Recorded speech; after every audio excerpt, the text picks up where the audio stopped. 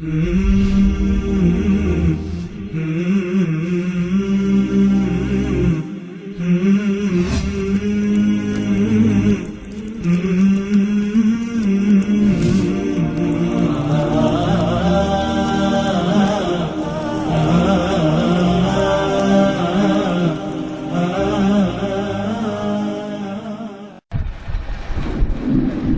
عليكم ورحمة الله وبركاته. وعليكم السلام ورحمة الله وبركاته. الحمد لله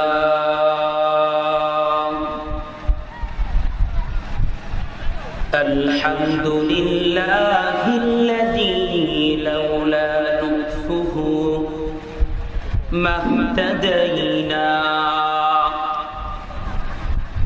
ولولا فضله ما عرفنا الحق ولا درينا، ولولا فضله ما تصدقنا ولا صلينا ولا صمنا ولا ضحينا، ونشهد أن لا إله إلا الله وحده لا شريك له شهادة بالقلب واللسان، ونشهد أن سيدنا وسندنا وحبيبنا وحبيب ربنا وطبيبنا وطبيب روحنا ومحبوبنا ومرشدنا ومولانا محمدا عبده ورسوله الذي أرسله بالحق بشيرا ونذيرا وداعيا إلى الله بإذنه وسراجا منيرا. أما بعد فأعوذ بالله من الشيطان الرجيم. بسم الله الرحمن الرحيم. وما جعلنا لبشر من قبلك الخلد وما جعلنا لبشر من قبلك الخلد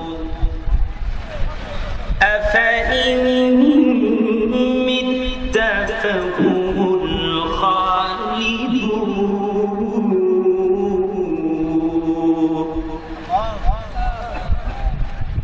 وما جعلنا لبشر من قبلك الخلد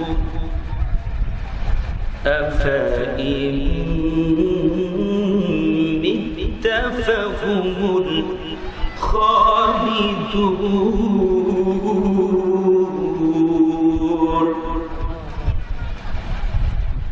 وما جعلنا لبشر من قبلك الخلد أفإن مت فهم الخالدون.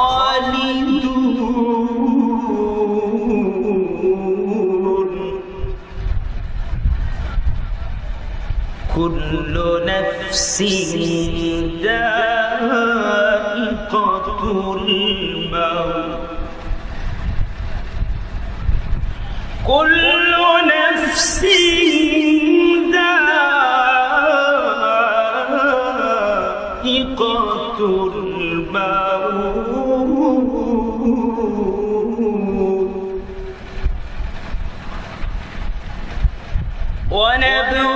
ونبلوكم بالشر والخير فتنة ونبلوكم بالشر والخير فتنة وإلينا ترجعون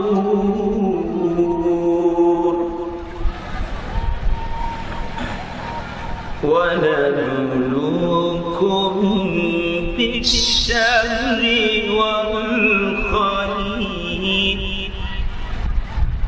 والخير فتنة وإلينا ترجعون كل نفس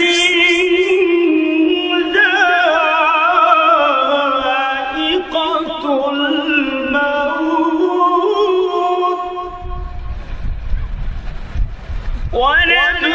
ونبلوكم بالشر والخير فتنة وإلينا ترجعون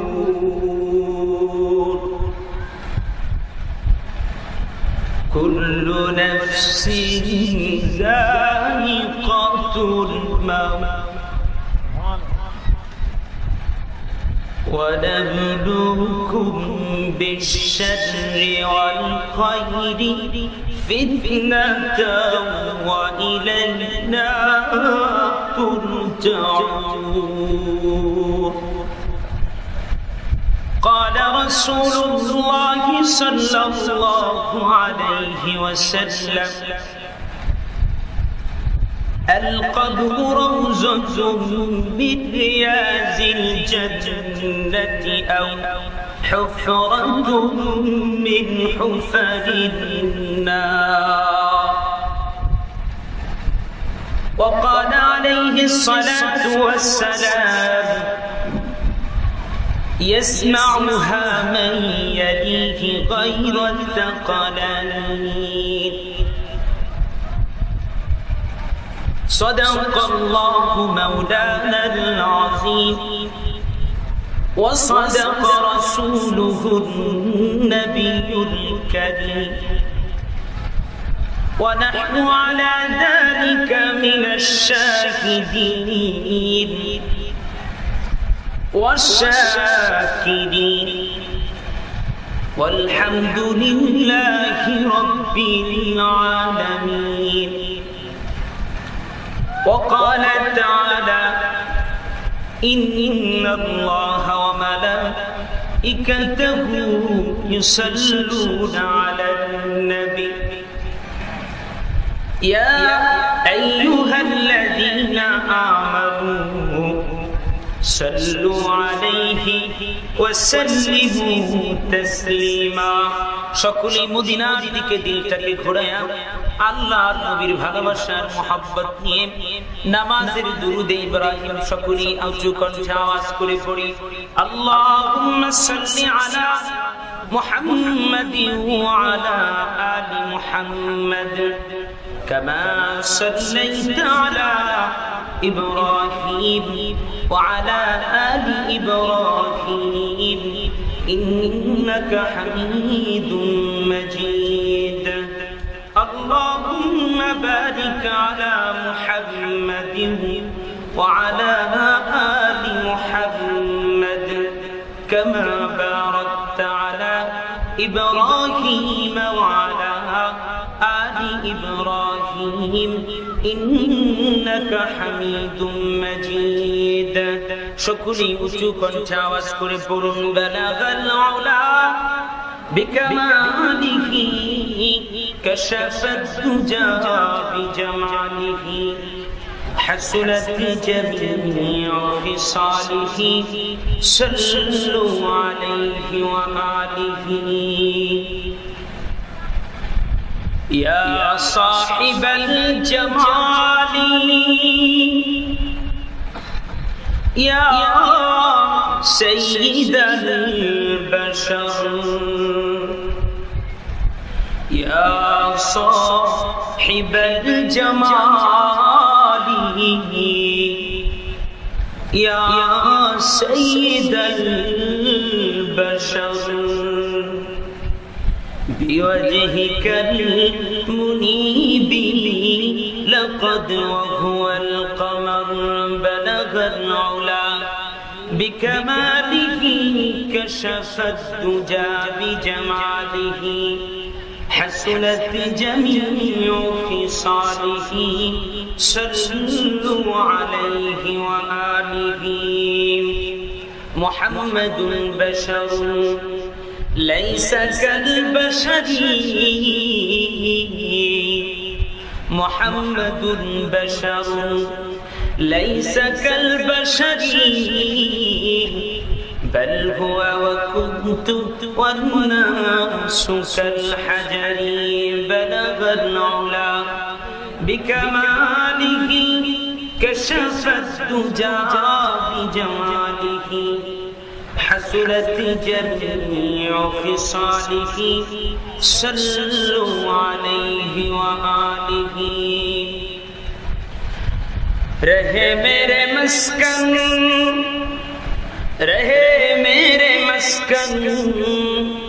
हवाले काबा बने मेरे मदफन दियारे मदीना बलगल उला बिकमालिही कशफ़त दुजा बिजमालिही हसनत जमीउ ख़िसालिही सल्लु अलैहि व आलिही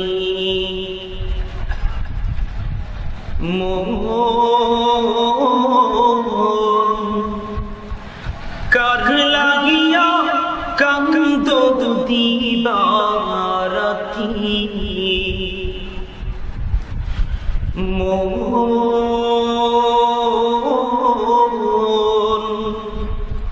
कर लागिया कंदो दीवारती भेबे देखो केउ হবে না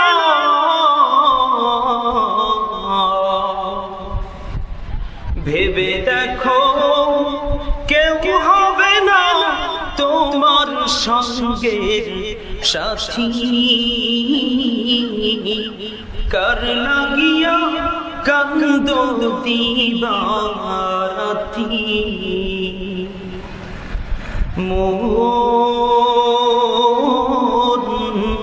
कर লাগিয়া কান্দো দিবারাতি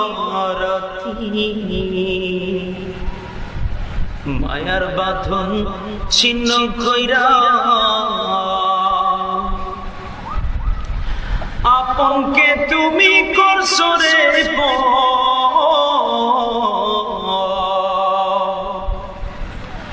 মায়ার বাঁধন ছিন্ন কইরা আপন রে তুমি করছো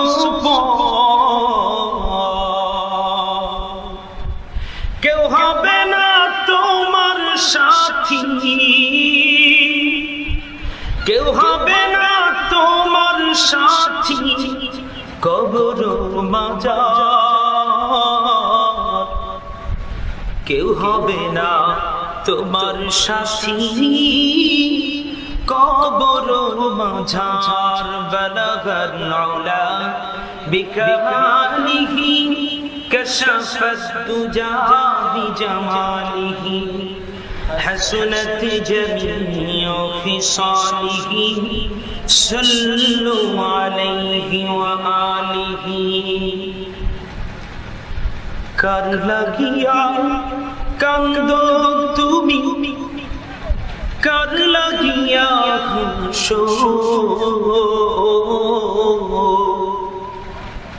कर লাগিয়া কান্দো তুমি कर লাগিয়া হাসো যে তোমারে করলো সৃজন,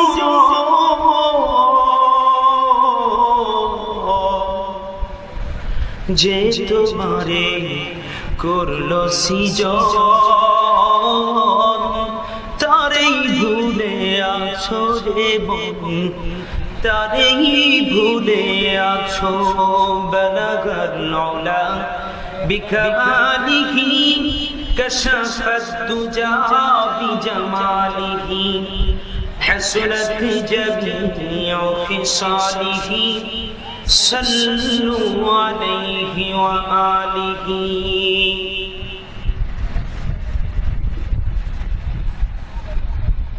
সিরাজগঞ্জ জেলা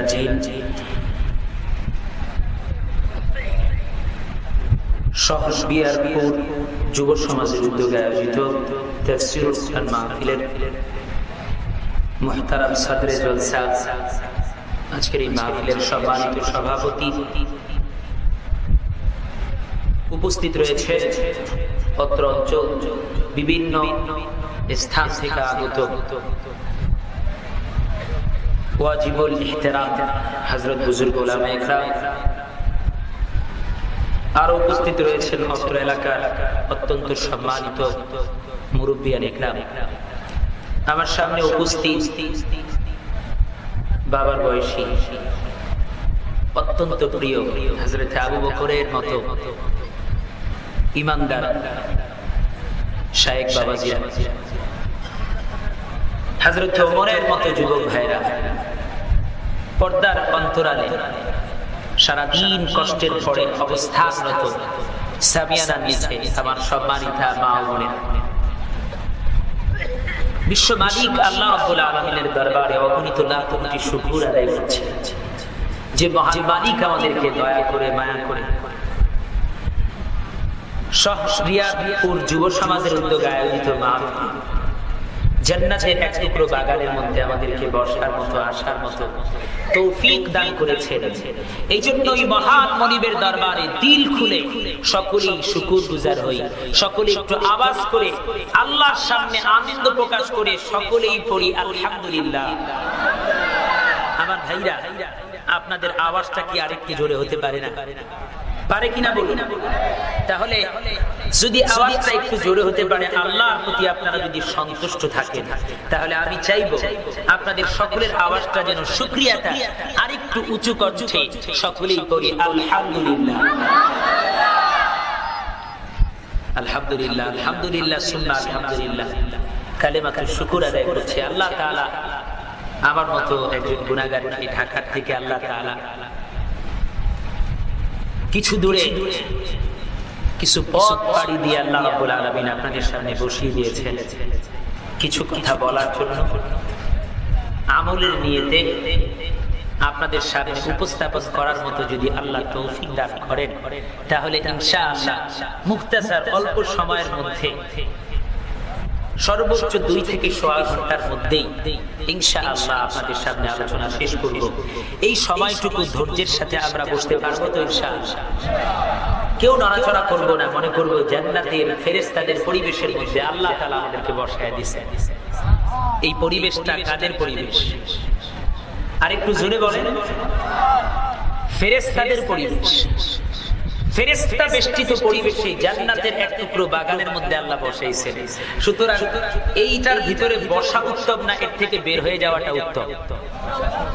সুতরাং আনন্দ চিত্তে ইনশাআল্লাহ মাহফিল শেষ হওয়া পর্যন্ত কে কে উঠবো না এই মজলিস থেকে একটু হাত তুলে দেখায় আল্লাহু আকবার, আরো জোরে আল্লাহু আকবার, মাশাআল্লাহ।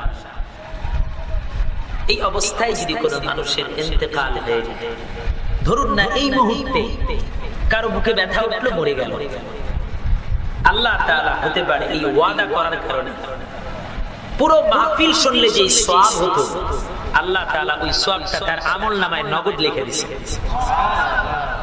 কারণ মুসলমান নিয়ত করলেই সওয়াব পায়, ভালো কাজের নিয়ত করতে দেরি ফেরেশতার নেকি লিখতে দেরি হয়। সুবহানাল্লাহ, সুবহানাল্লাহ। আমার ভাইরা, আল্লাহ তাআলা আমাদেরকে ফেরেশতাদের মজলিসে বসিয়েছেন। আমার বন্ধুরা, যুবক ভাইরা, মা বোনেরা লক্ষ্য করে শুনুন, হযরত আবু হুরায়রা রাদিয়াল্লাহু তাআলা আনহু থেকে বর্ণিত, আল্লাহ রাসূল ইরশাদ করেছেন, মা মিন কওমিন ইয়াজতামিউনা ফি বাইতিন মিন বুয়ুতিল্লাহি ইয়াতলুনাল কুরআনা ফীহি ওয়া ইয়াতাদারাসুনাহু বাইনাহুম ইল্লা হাফাতুহুমুল মালায়েকা ওয়া গাশিয়াতুহুমুর রাহমা ওয়া নাযালাত আলাইহিমুস সাকিনা ওয়া যাকারাহুমুল্লাহ ফী মান ইনদা। চিৎকার করে বলুন সুবহানাল্লাহ। আল্লাহর নবী বলেছেন, বিশ্ব মানবতার মুক্তিদূত, মুক্তির দিশারি, সাইয়্যিদুল মুরসালিন, সাইয়্যিদুল কাওনাইন, সমস্ত নবীদের সরদার, তাজদারে মদিনা, ওই মদিনার সুন্দর মানুষটা আমাদের কি শুনায় দিয়েছেন, উম্মতেরা রে, যদি আল্লাহর মুহাব্বত নিয়ে কোরআনের মজলিসে বসতে পারো, যদি আমি নবীর মুহাব্বত নিয়ে যদি কোরআনের মজলিসের মধ্যে বসতে পারলে, আমি মদিনাওয়ালা শুনায় গেলাম, ওই মজলিসে বসার সঙ্গে সঙ্গে ওই মজলিসটা কোরআনের দুনিয়ার সাধারণ চায়ের দোকানের মজলিস থাকবে না, বাজারের কোনো মজলিস থাকবে না। ও উম্মতেরা শুনো রে, এই মজলিসটা একটা জান্নাতের বাগান হয়ে যাবে। ফেরেশতারা, আল্লাহর রহমতের ফেরেশতারা, মাগফিরাতের ফেরেশতাগুলি যারা দোয়া করতে থাকে, ওই ফেরেশতারা ওই মজলিসকে বেষ্টন করে নেবে। ওই মজলিসকে কি করবে? বেষ্টন করে নিবে। আমাদের চারপাশে কারা আছে? আরো জোরে বলেন। সিরাজগঞ্জের ভাইরা খুব সরল সোজা মানুষ আপনারা। উত্তরবঙ্গের মানুষ হচ্ছে অত্যন্ত সহজ সরল। সহজ সরল মানুষগুলা জান্নাতে তাড়াতাড়ি যাবে, সুবহানাল্লাহ বলবেন না? তবে এই এলাকার মানুষগুলা সহজ সরল হইলো, এলাকার মশাগুলি সহজ সরল না। হুজুর এটা আবার কেমনে? কারণ মশার যে কামড় দেখে আমাদের ঢাকায় নড়াচড়া করলে মশায় কামড় দেয় না, এই জায়গায় দেখি নড়াচড়া করলে মশায় কামড় দেয়। তার মানে মোনাজাত করতেছি, হাসি উঠাইছি, নড়াচড়া অবস্থায় মশা কামড় দিয়ে ধরেই রাখছে, নাড়াচাড়া যতই করি ওকে ধরছি তো হুজুরে আর ছাড়বো না কোনো মতে। এই জন্য বললাম যে সিরাজগঞ্জের মানুষ সহজ সরল হইল, এই দেশের মশাগুলি সহজ সরল না। এই সহজ সরল মানুষগুলোরে কামড়ায় শেষ করে। এজন্য মুমিনের কষ্টের দ্বারা আল্লাহ তাআলা গুনাহ মাফ করে। সুবহানাল্লাহ বলবেন না? সহজ সরল মানুষগুলারে মশায় কামড়াইলেও সওয়াব হয়। কেন? কারণ এই যে রক্ত নিয়ে যাচ্ছে, এই যে একটু কষ্ট হচ্ছে, চুলকানি হইতেছে, আল্লাহর হাবিব বলেন আমার উম্মত ব্যথা পাইলো আল্লাহ নেকি লেখা দিলেন। আমার উম্মতের জ্বর উঠলো আল্লাহ গুনাহ মাফ করে দেন। আমার উম্মতের হাত কেটে গেল আল্লাহ গুনাহ মাফ করে দেন। সুবহানাল্লাহ বলবেন না? আল্লাহু আকবার। এই উম্মতের মর্যাদা আল্লাহ এত বাড়ায় দিয়েছেন। এই জন্য সহজ সরল মানুষ যেহেতু আপনারা, আমার কথাগুলি কি আপনারা বুঝতেছেন? এই জন্য ফেরেশতাদের মজলিস, এটা কিসের মজলিস? এটা কি আমি বলছি না মদিনাওয়ালা বলছে? আল্লাহু আকবার। আমার ভাইরা, বন্ধুরা, মদিনাওয়ালা শুধু এই কথা বলেই ক্ষান্ত হন নাই। আল্লাহর নবী বলেছেন ফেরেশতারা ওই মজলিসটাকে বেষ্টন করেই নেয়। শুধু এখানেই শেষ নয়, ওয়াগাশিয়াতুহুমুর রাহমা। উম্মতেরা রে, ও উম্মতেরা, সিরাজগঞ্জের ভাইরা, আল্লাহর নবী বলেন ওয়াগাশিয়াতুহুমুর রাহমা, আল্লাহর রহমতের একটা চাদর ওই মানুষগুলোকে ঢেকে লয়। আল্লাহর রহমতের একটা চাদর ওই মানুষগুলোকে কি করে? ঢেকে লয়। শুধু কি তাই? হযরত আবু হুরায়রা বলেন আমার আকা, আমার প্রিয় নবী মুহাম্মদুর রাসূলুল্লাহ শুধু এই কথা বলেই খালিত হন না, শুধু এখানেই শেষ করেন নাই, ওই কোরআনের মজলিস সম্পর্কে বলেছেন ওয়া যাকারাহুমুল্লাহু ফী মান ইনদা ওয়া নাযালাত আলাইহিমুস সাকিনা। শুধু কি তাই? ওই মজলিসের উপরে আল্লাহ স্পেশাল রহমত, বৃষ্টির মতো আল্লাহ তাআলা নাযিল করে দেন। আমাদের মাথার উপরে কি কি আমরা দেখছি সাবিয়ানাতে এক টন কাপড়, কম দামি কাপড় লাগানো, কিন্তু আল্লাহর নজদিক যদি আল্লাহ পাকের আরশ থেকে একটা কানেক্ট পাওয়া যেত, যদি কম্পিউটারের মতো ক্যামেরার মতো, তাহলে এই মুহূর্তে দেখতাম যে আল্লাহ পাকের রহমতগুলি আমাদের উপরে ঝরঝর করে বৃষ্টির মতো পড়তেছে। সুবহানাল্লাহ। আমার ভাইরা, বন্ধুরা,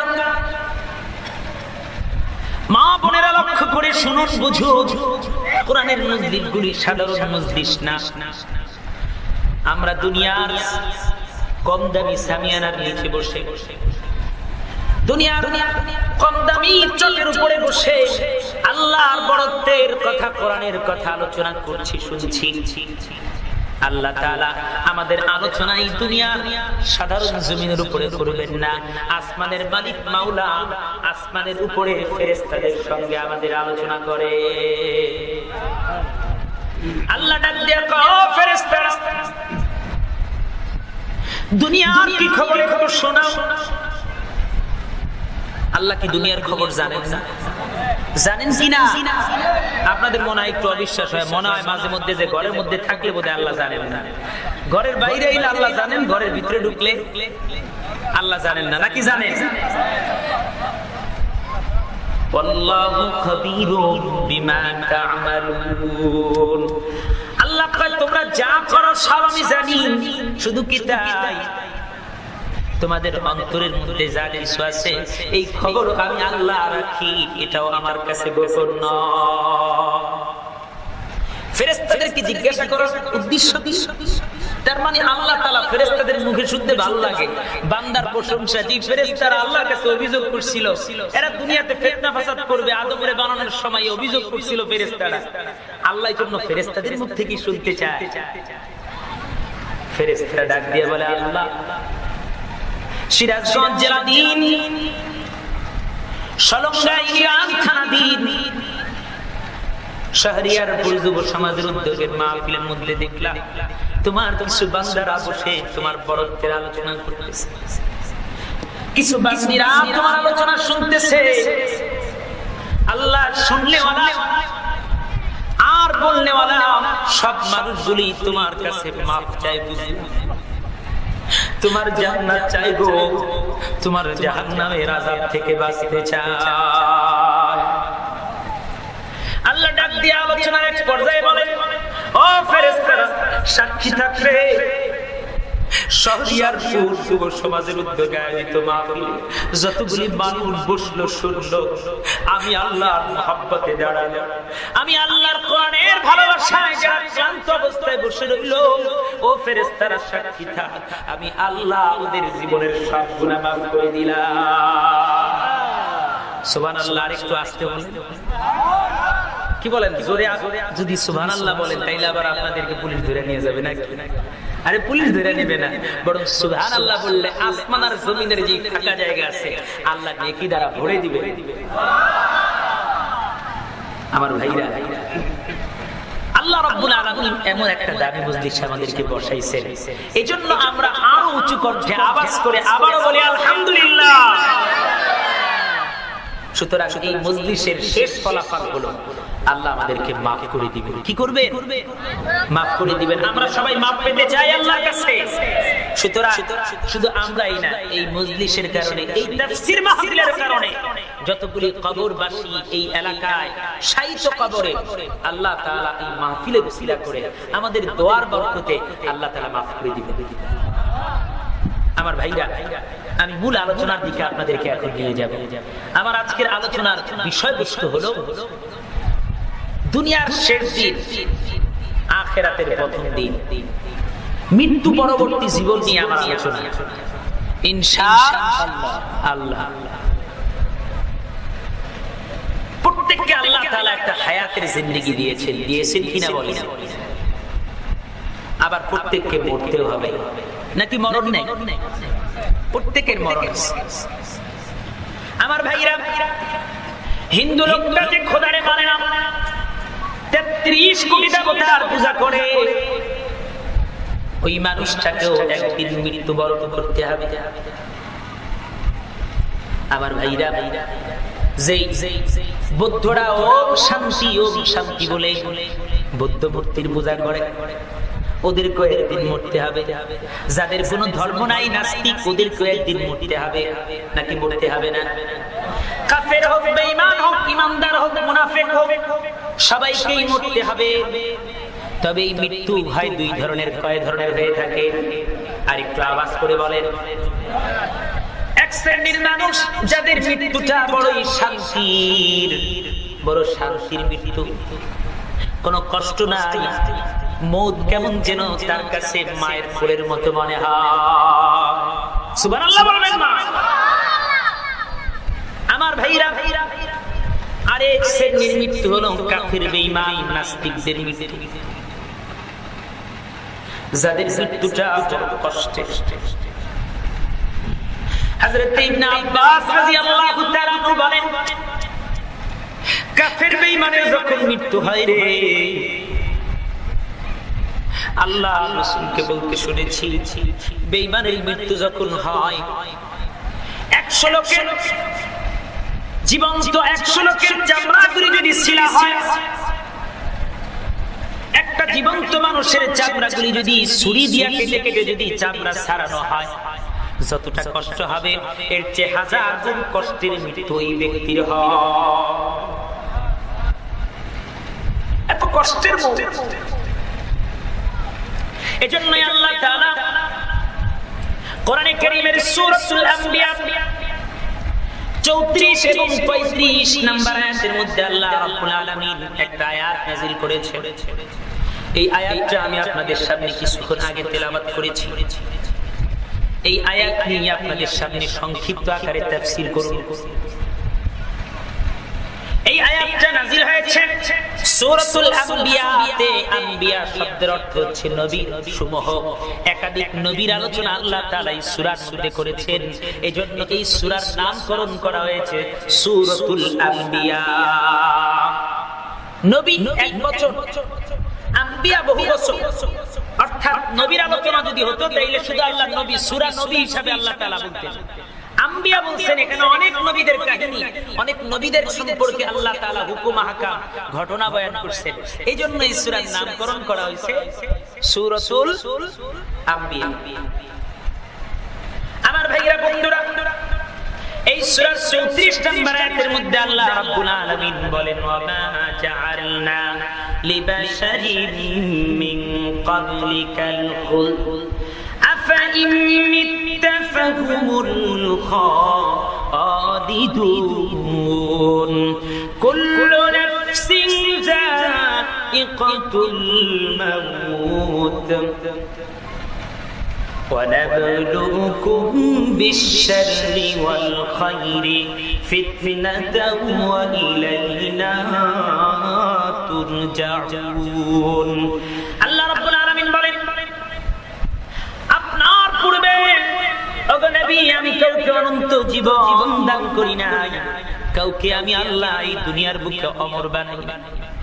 আপনাকেও মরতে হবে, তাদেরকেও মরতে হবে। কুল্লু নাফসিন যায়িকাতুল মাউত, প্রত্যেকটা প্রাণী প্রত্যেককেই মৃত্যুর শ্বাস গ্রহণ করতে হবে। মৃত্যুর শ্বাস কষ্ট হোক আর শান্তি হোক, মৃত্যুর শ্বাস প্রত্যেকটা মাখলুকাতকেই বহন করতে হবে, বুঝতে হবে, নিতে হবে। পিঁপড়া থেকে নিয়ে যত মাখলুকাত আল্লাহ রাব্বুল আলামিন এই দুনিয়ার বুকে সৃষ্টি করেছে, কেউ মৃত্যু থেকে বাঁচতে পারবে না। মৃত্যু এমন একটা জিনিস, যতই মৃত্যুর জন্য মানুষ বাঁচতে চায় কিন্তু এই মৃত্যু থেকে বাঁচা যায় না। মানুষ বুড়া হয় কিন্তু আশা বুড়া হয় না।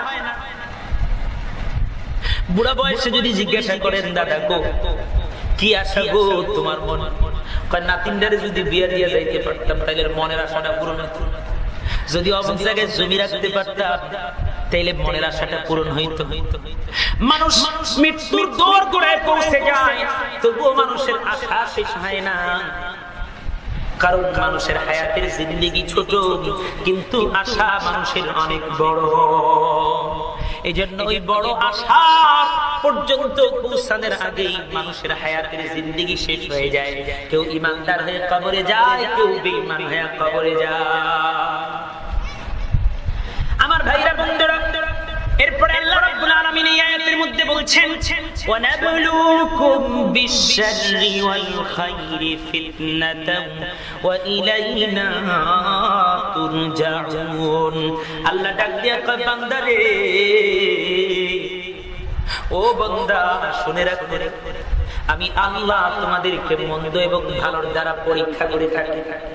কাউকে আমি আল্লাহ হায়াতের জিন্দেগি বড় দুঃখের মধ্যে রাখি, বিপদ মুসিবত দিয়া কাউকে আমি আল্লাহ পরীক্ষা করে থাকি। আবার কাউকে আমি আল্লাহ অনেক সুখ দেই, আমি আল্লাহ এটা পরীক্ষা করার জন্য করে থাকি। অতঃপর তোমাদের সকলকেই আমি আল্লাহর কাছে ফিরে আসতে হবে। কার কাছে ফিরে যেতে হবে? এটা হচ্ছে মোটামুটি আয়াতের তরজমা। এবার আমরা যাব আয়াতের শানে নুজুল। এই আয়াতের প্রেক্ষাপট কি? আমার ভাইরা কষ্ট হচ্ছে আপনাদের, মোনাজাত করে দিব। আমার ভাইরা বন্ধুরা, আয়াতের শানে নুজুল বলা হয় কোন আয়াত কেন নাজিল হয়েছে, আয়াত নাজিল হওয়ার কারণটাকে বলা হয় শানে নুজুল। অর্থাৎ এটার কারণ বর্ণনা মুফাসসিরিন ইকরামের ভাষায় এটাকে বলা হয় শানে নুজুল, আয়াতের শানে নুজুল। এই আয়াতের শানে নুজুল হলো মক্কার কাফেররা নবীর মৃত্যু কামনা করত, আমাদের নবীর মৃত্যু কামনা করত। ওরা ভাবতো মুহাম্মাদুর রাসূলুল্লাহ মরে গেলেই বোধহয় ইসলামটা নিভে যাবে, ইসলামের আলো চিরতরে মৃত্যু হয়ে যাবে, ইসলাম আর এই জমিনের উপরে থাকবে না, এটা কবরস্থ হয়ে যাবে। নাউজুবিল্লাহ বলবেন না? এজন্য মক্কার কাফেররা সব সময় দোয়া করত যে আমরা অপেক্ষায় আছি মুহাম্মাদুর রাসূলুল্লাহ কবে মৃত্যুবরণ করবে, তার মৃত্যুর প্রহর গুনত। আল্লাহ তাআলা কাফেরদের এই নবীর মৃত্যু কামনার কারণে আল্লাহ তাআলা কাফেরদের উদ্দেশ্যে আয়াতটা নাযিল করেছেন। আল্লাহ তাআলা ডেকে বলে, ও কাফের বেঈমানের দলেরা, মুহাম্মাদুর রাসূলুল্লাহ আগেও 1,24,000 পয়গম্বর এই দুনিয়ার বুকে এসেছিল, তারা কেউ দুনিয়াতে অনন্ত জীবন পায় নাই, আমি আল্লাহ এদেরকে অনন্ত জীবন দান করি। সুতরাং মুহাম্মাদুর রাসূলুল্লাহ অনন্ত জীবন পাবে না। কিন্তু তোমরা কি ভেবেছো মুহাম্মাদুর রাসূলুল্লাহ মরে গেলেই তোমরা পার পেয়ে যাবে? মুহাম্মাদুর রাসূলুল্লাহ সাল্লাল্লাহু আলাইহি ওয়াসাল্লাম মরে গেলে ইসলামের কাজ বন্ধ হয়ে যাবে? এটা কখনোই না। বরং তোমরা যে মুহাম্মাদুর রাসূলুল্লাহর মৃত্যু কামনা করো, তোমরাও তো এই মৃত্যু থেকে বাঁচতে পারবে না। পারবে না কি আমার ভাইরা? এজন্যই তো কবি বলেন, মরণ থেকে যতই পালাও মরণ তোমায় লইবে ঘিরি, যদিও তুমি বাঁচার লাগি আকাশেতে লাগাও সিঁড়ি। আসমানে যায় যদি পালাও ও দুনিয়ার মানুষেরা, মরণ থেকে বাঁচতে পারবা না। আজরাইল কিন্তু কাচের গ্লাসের মধ্যে ঢুকেও যায় কবজ করছে। মুফাসসিরিন ইকরাম লিখেছেন কত মানুষ কাচের গ্লাসের মধ্যে যায় ঢুকছে। মৃত্যু থেকে বাঁচার জন্য কাচের গ্লাস ফেটে আজরাইল ঢুকে গেছে, ওই জায়গায় মৃত্যু হইছে। সুতরাং মৃত্যু যখন আসার সময় হয়ে যাবে, একটা সেকেন্ড আগে পরে ওই ব্যক্তি হায়াত পাবে না, আল্লাহর হুকুম মতো সঙ্গে সঙ্গে মৃত্যু হয়ে যাবে। আমার ভাইরা, এটা হচ্ছে আয়াতের শানে নুজুল, যে রাসূলের মৃত্যু কামনা করো, রাসূল মরে গেলেই সবকিছু কি হবে না, শেষ হবে না। তোমরা মনে করছো রাসূলের মৃত্যু কামনা করতেছো, তোমরা মরবা না এমন না, কারণ আমি আল্লাহ কাউকে পৃথিবীতে অনন্ত জীবন দান করিনি। এজন্যই তো আরব কবি বলেন, লাউ কানাতিদ দুনিয়া তাদুমু লিওয়াহিদা লাকানা রাসূলুল্লাহি ফিহা মুখাল্লাদা। লাউ কানাতিদ দুনিয়া তাদুমু লিওয়াহিদা লাকানা রাসূলুল্লাহি ফিহা মুখাল্লাদা।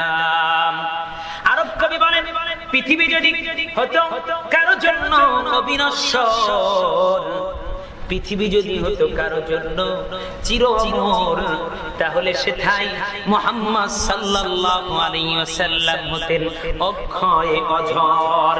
সুবহানাল্লাহ। আমার ভাইরা, যদি পৃথিবী কারো জন্য অমর হতো, কেউ যদি অনন্ত জীবন পেত, মৃত্যু হবে না, তাহলে পৃথিবীতে আল্লাহ হায়াত যদি দিতেন, তাহলে সর্বপ্রথম মুহাম্মদুর রাসূলুল্লাহকে আল্লাহ তাআলা চির অমর বানিয়ে দিতেন। ঠিক কিনা বলুন? এজন্য কবি বলেন, যেহেতু মুহাম্মদুর রাসূলুল্লাহকে মৃত্যুবরণ করতে হয়েছে,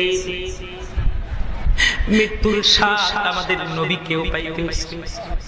পৃথিবীর শ্রেষ্ঠ মানব মুহাম্মদুর রাসূলুল্লাহ সাল্লাল্লাহু আলাইহি ওয়াসাল্লামকেও মৃত্যুর শ্বাস, মৃত্যুর কষ্ট অনুভব করতে হয়েছে। আমার ভাইরা, বন্ধুরা,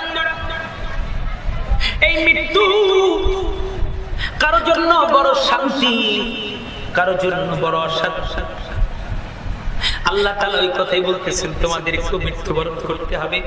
কাফের বেঈমানরা, তোমরা নবীর মৃত্যু কামনা করো। আজকাল একদল লোক আছে যারা খালি চিন্তা করে দুনিয়ার সব আলেম ওলামারা মরে গেলেই আমরা শান্তি পেতাম, কারণ এদের ওয়াজ নসিহতের কারণে গুনার কাজ করতে পারি না। এদেরকে শত্রু মনে হয়। বাবারে, খোদার কসম করে বলি, আলেম ওলামারা তোমার শত্রু না, তোমার বন্ধু।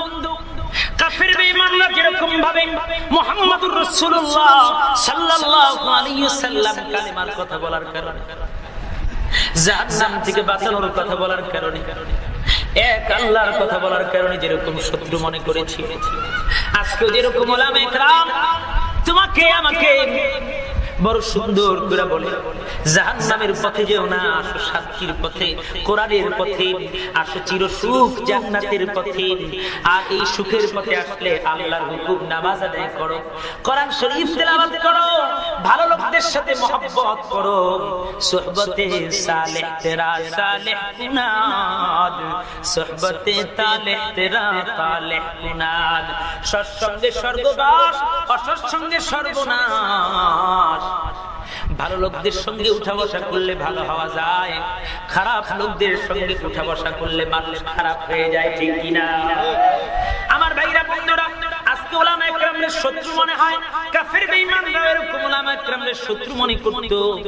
বড় আল্লাহ তাআলা কোরআনে কারীমে ইরশাদ করেন, ইন্নামা ওয়ালিয়ুকুমুল্লাহু ওয়া রাসূলুহু ওয়াল্লাযীনা আমানুল্লাযীনা ইউকিমুনাস সালাতা ওয়া ইউতুনাজ যাকাতা ওয়া হুম রাকিউন।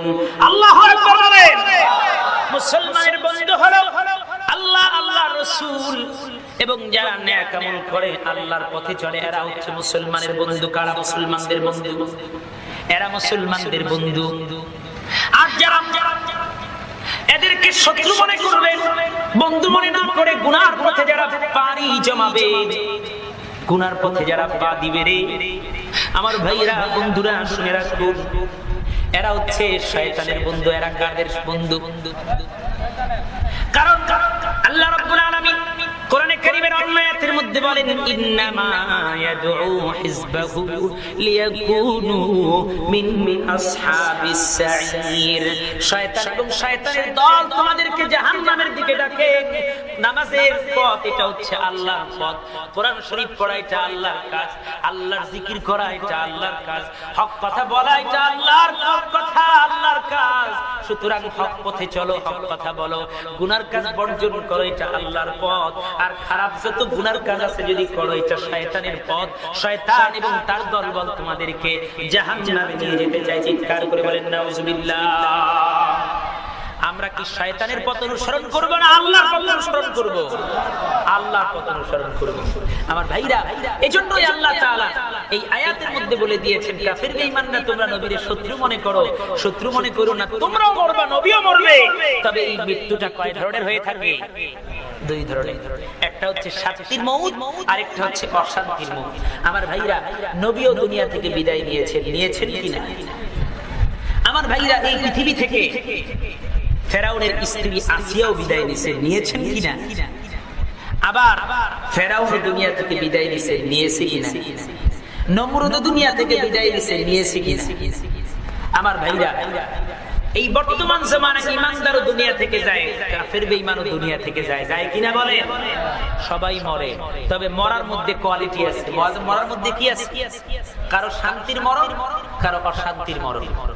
এই মরণ কারো জন্য শান্তির, কার জন্য অশান্তি, এটাই শুনবো। আর আমরা চেষ্টা করব শান্তির মরার জন্য, ঠিক কিনা বলেন? আমার ভাইরা, হযরত ইবনে আব্বাস রাদিয়াল্লাহু তাআলা আনহু থেকে বর্ণিত, এটা কোনো বানানো গল্প নয়। হযরত ইবনে আব্বাস রাদিয়াল্লাহু তাআলা আনহু বলেন, মদিনার সোনার মানুষটার মুখে মুহাম্মদুর রাসূলুল্লাহ সাল্লাল্লাহু আলাইহি ওয়াসাল্লামের মুখে শুনেছি, আল্লাহ রাসূল বলেন, যখন কোন বেঈমানের মৃত্যু হয়, যখন আজরাইল তার জানটা কবজ করতে আসে, জানটা কবজ করতে আসার সঙ্গে সঙ্গে ওই ব্যক্তি গলা কাটা মুরগির মতো ছটফট করতে থাকে। ওই ব্যক্তি গলা কাটা মুরগির মতো ছটফট করতে থাকে। আমার ভাইরা, বন্ধুরা, আল্লাহর কসম করে বলি, বুকে হাত দিয়া বলুন, এমন অনেক লোকের কি মৃত্যু আপনারা দেখেন নাই? মৃত্যুর সময় চোখগুলি বড় বড় হয়ে যায়, ঠিক কিনা বলেন? অনেকের মুখ বাঁকা হয়ে যায়, অনেকের দেখবেন গলাটা শুকিয়ে আসে, মাথাটা পিছনের দিকে বাঁকা হয়ে যায়, দাঁতগুলি লাগা যায়, মনে হয় যেন খিচুড়ি উঠছে, দুইটা দাঁত যেন ভেঙে চলে যাচ্ছে। আল্লাহর কসম করে বলি, আমার ভাইরা, বন্ধুরা, ওই সময় ওই বেঈমান সেই মানুষটা আল্লাহকে ভুলেছিল দুনিয়ার জীবনে, যেই মা নামাজ ছেড়ে দিত, যেই বোন রান্না নিয়ে সারাটা জীবন ব্যস্ত ছিল, যেই কৃষক সারাটা জীবন ক্ষেত নিয়ে ব্যস্ত ছিল, দোকানদার নিয়ে ব্যস্ত ছিল, নামাজের সময় হয় না। ওই মানুষটা বেঈমান অবস্থায় যখন ইন্তেকালের সময় হয়ে যায়, গলা কাটা মুরগির মতো ছটফট করতে থাকে, তার দেহের এক একটা অঙ্গ চিৎকার করে ডাক দিয়ে বলে, ও আজরাইল, ও আজরাইল, এর জানটা এর পা দিয়া কবজ করো। আজরাইল রে, এই লোকটার পা দিয়া কোনদিন মসজিদের দিকে যায় না, এর এই পাটা দিয়া কোনদিন কোরআনের মাহফিলে যায় না। আজরাইল রে, এর এই পাটা দিয়া গুনার কাজে গেছে, সিনেমা দেখতে গেছে, পরের ক্ষতি করার লেগে গেছে, এই পা দিয়া গুনার কাজ করার জন্য যেত, কিন্তু কোনদিন এই পাটা দিয়া আল্লাহর ঘরের দিকে যায় না। যখন মসজিদে আযান হয়েছে, সারাটা জীবন তার গ্রামের মসজিদে এই ব্যক্তি আযান শুনছে, আল্লাহু আকবার, আল্লাহু আকবার, আল্লাহ সবচেয়ে বড়, আল্লাহ সবচেয়ে বড়। কিন্তু এই ব্যক্তি কোনদিন আল্লাহরে বড় মনে করে নাই, দোকানরে বড় মনে করছে, খেত খামারে বড় মনে করছে। এই ব্যক্তি কোনদিন আল্লাহকে চিনে নাই। আজরাইল রে, যত কষ্ট দিতে পারো আমি পার ভিতর দিয়া ওর রূহটা টেনে টেনে বের করো, কারণ আমি পাওর উপরে অসন্তুষ্ট। পা কথা বলতে, হুজুর কেমনে বলবে পা কথা? এ তো বুঝে আসে। আমার ভাইরা, বন্ধুরা, বাবারা, জিহ্বা একটা গোস্তের টুকরা কিনা, কোন সাউন্ড বক্স লাগানো আছে, তার লাগানো আছে, কোন কারেন্টের ফ্ল্যাগ দেওয়া আছে, কেমনে শব্দ হয়? সুবহানাল্লাহি ওয়া বিহামদিহি সুবহানাল্লাহিল আযীম। ওই পবিত্র আল্লাহ, তারই তো প্রশংসা। গোস্তের মধ্যে ক্ষমতা দিবেন, জিহ্বা নাড়লে আওয়াজ বের হয়, এত সুন্দর কথা বের হয়। সুবহানাল্লাহ। ওই আল্লাহকে পাটাকে জিহ্বার মতো শব্দ দিতে পারেন না? আরো জোরে বলেন। আমার ভাইরা, সূরা ইয়াসিন খুলে দেখুন, আমার আল্লাহ আমাদেরকে ওয়াজ করে শোনা ইন্নামা আমরুহু ইযা আরাদা শাইআন আইয়াকুলা লাহু কুন ফায়াকুন। আল্লাহ তাআলা যখন আমি কোনো কিছু করার ইচ্ছা করি, ও বান্দা শুনে রাখো রে, আমি আল্লাহ কুন বলতে দেরি হয়, ফায়াকুনের পর্যায়ে আসতে একটা সেকেন্ডেরও সময় লাগে না। আমার ভাইরা, একটা সেকেন্ডেরও সময় লাগে না। আল্লাহ হুকুম করছেন, পাঁচ কথা বলবে, হাত ডাক দিয়ে বলবে আজরাইল। ও আজরাইল হাত দিয়ে অনেক গুনাহ করছে।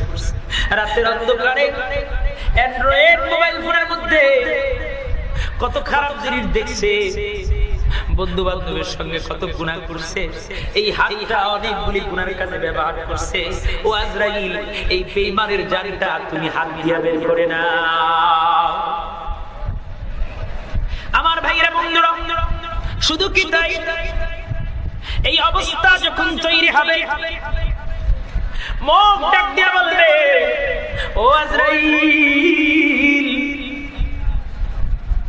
জানটাই মুখ দিয়ে বের করো।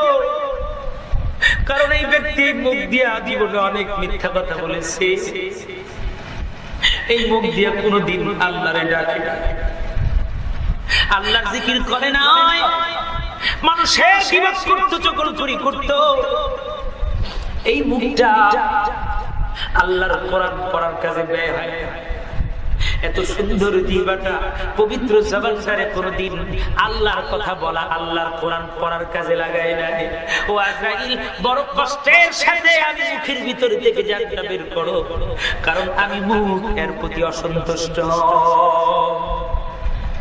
এইভাবে কান বলবে, এইভাবে কান, চক্ষু ডাক দিয়ে বলবে, আজরাইল রে, আল্লাহ বড় নিয়ামত দিয়েছিল আমি চক্ষুকে দেহের ভিতরে, কিন্তু এই চোখ দিয়ে সে কোনদিন কোরআন দেখে নাই, কোন আল্লাহ ওয়ালার চেহারার দিকে তাকায় নাই, কোরআন তাফসীর পড়ে নাই, কোরআন শরীফ শিখে নাই, কোনদিন মায়ের দিকে মহব্বতের নজরে তাকায় নাই, দুনিয়ার বেগানা নারীর দিকে চোখটারে ব্যবহার করছে। আল্লাহরে ভয় করে নাই। আজরাইল রে, ওর জানটা বড় কষ্টের সাথে চোখের ভিতর দিয়া বের করে। আমার ভাইরা, আল্লাহ রাসূলের সাথে করেছেন, হযরত আজরাইলের সঙ্গে 70 জন আযাবের ফেরেশতা থাকে।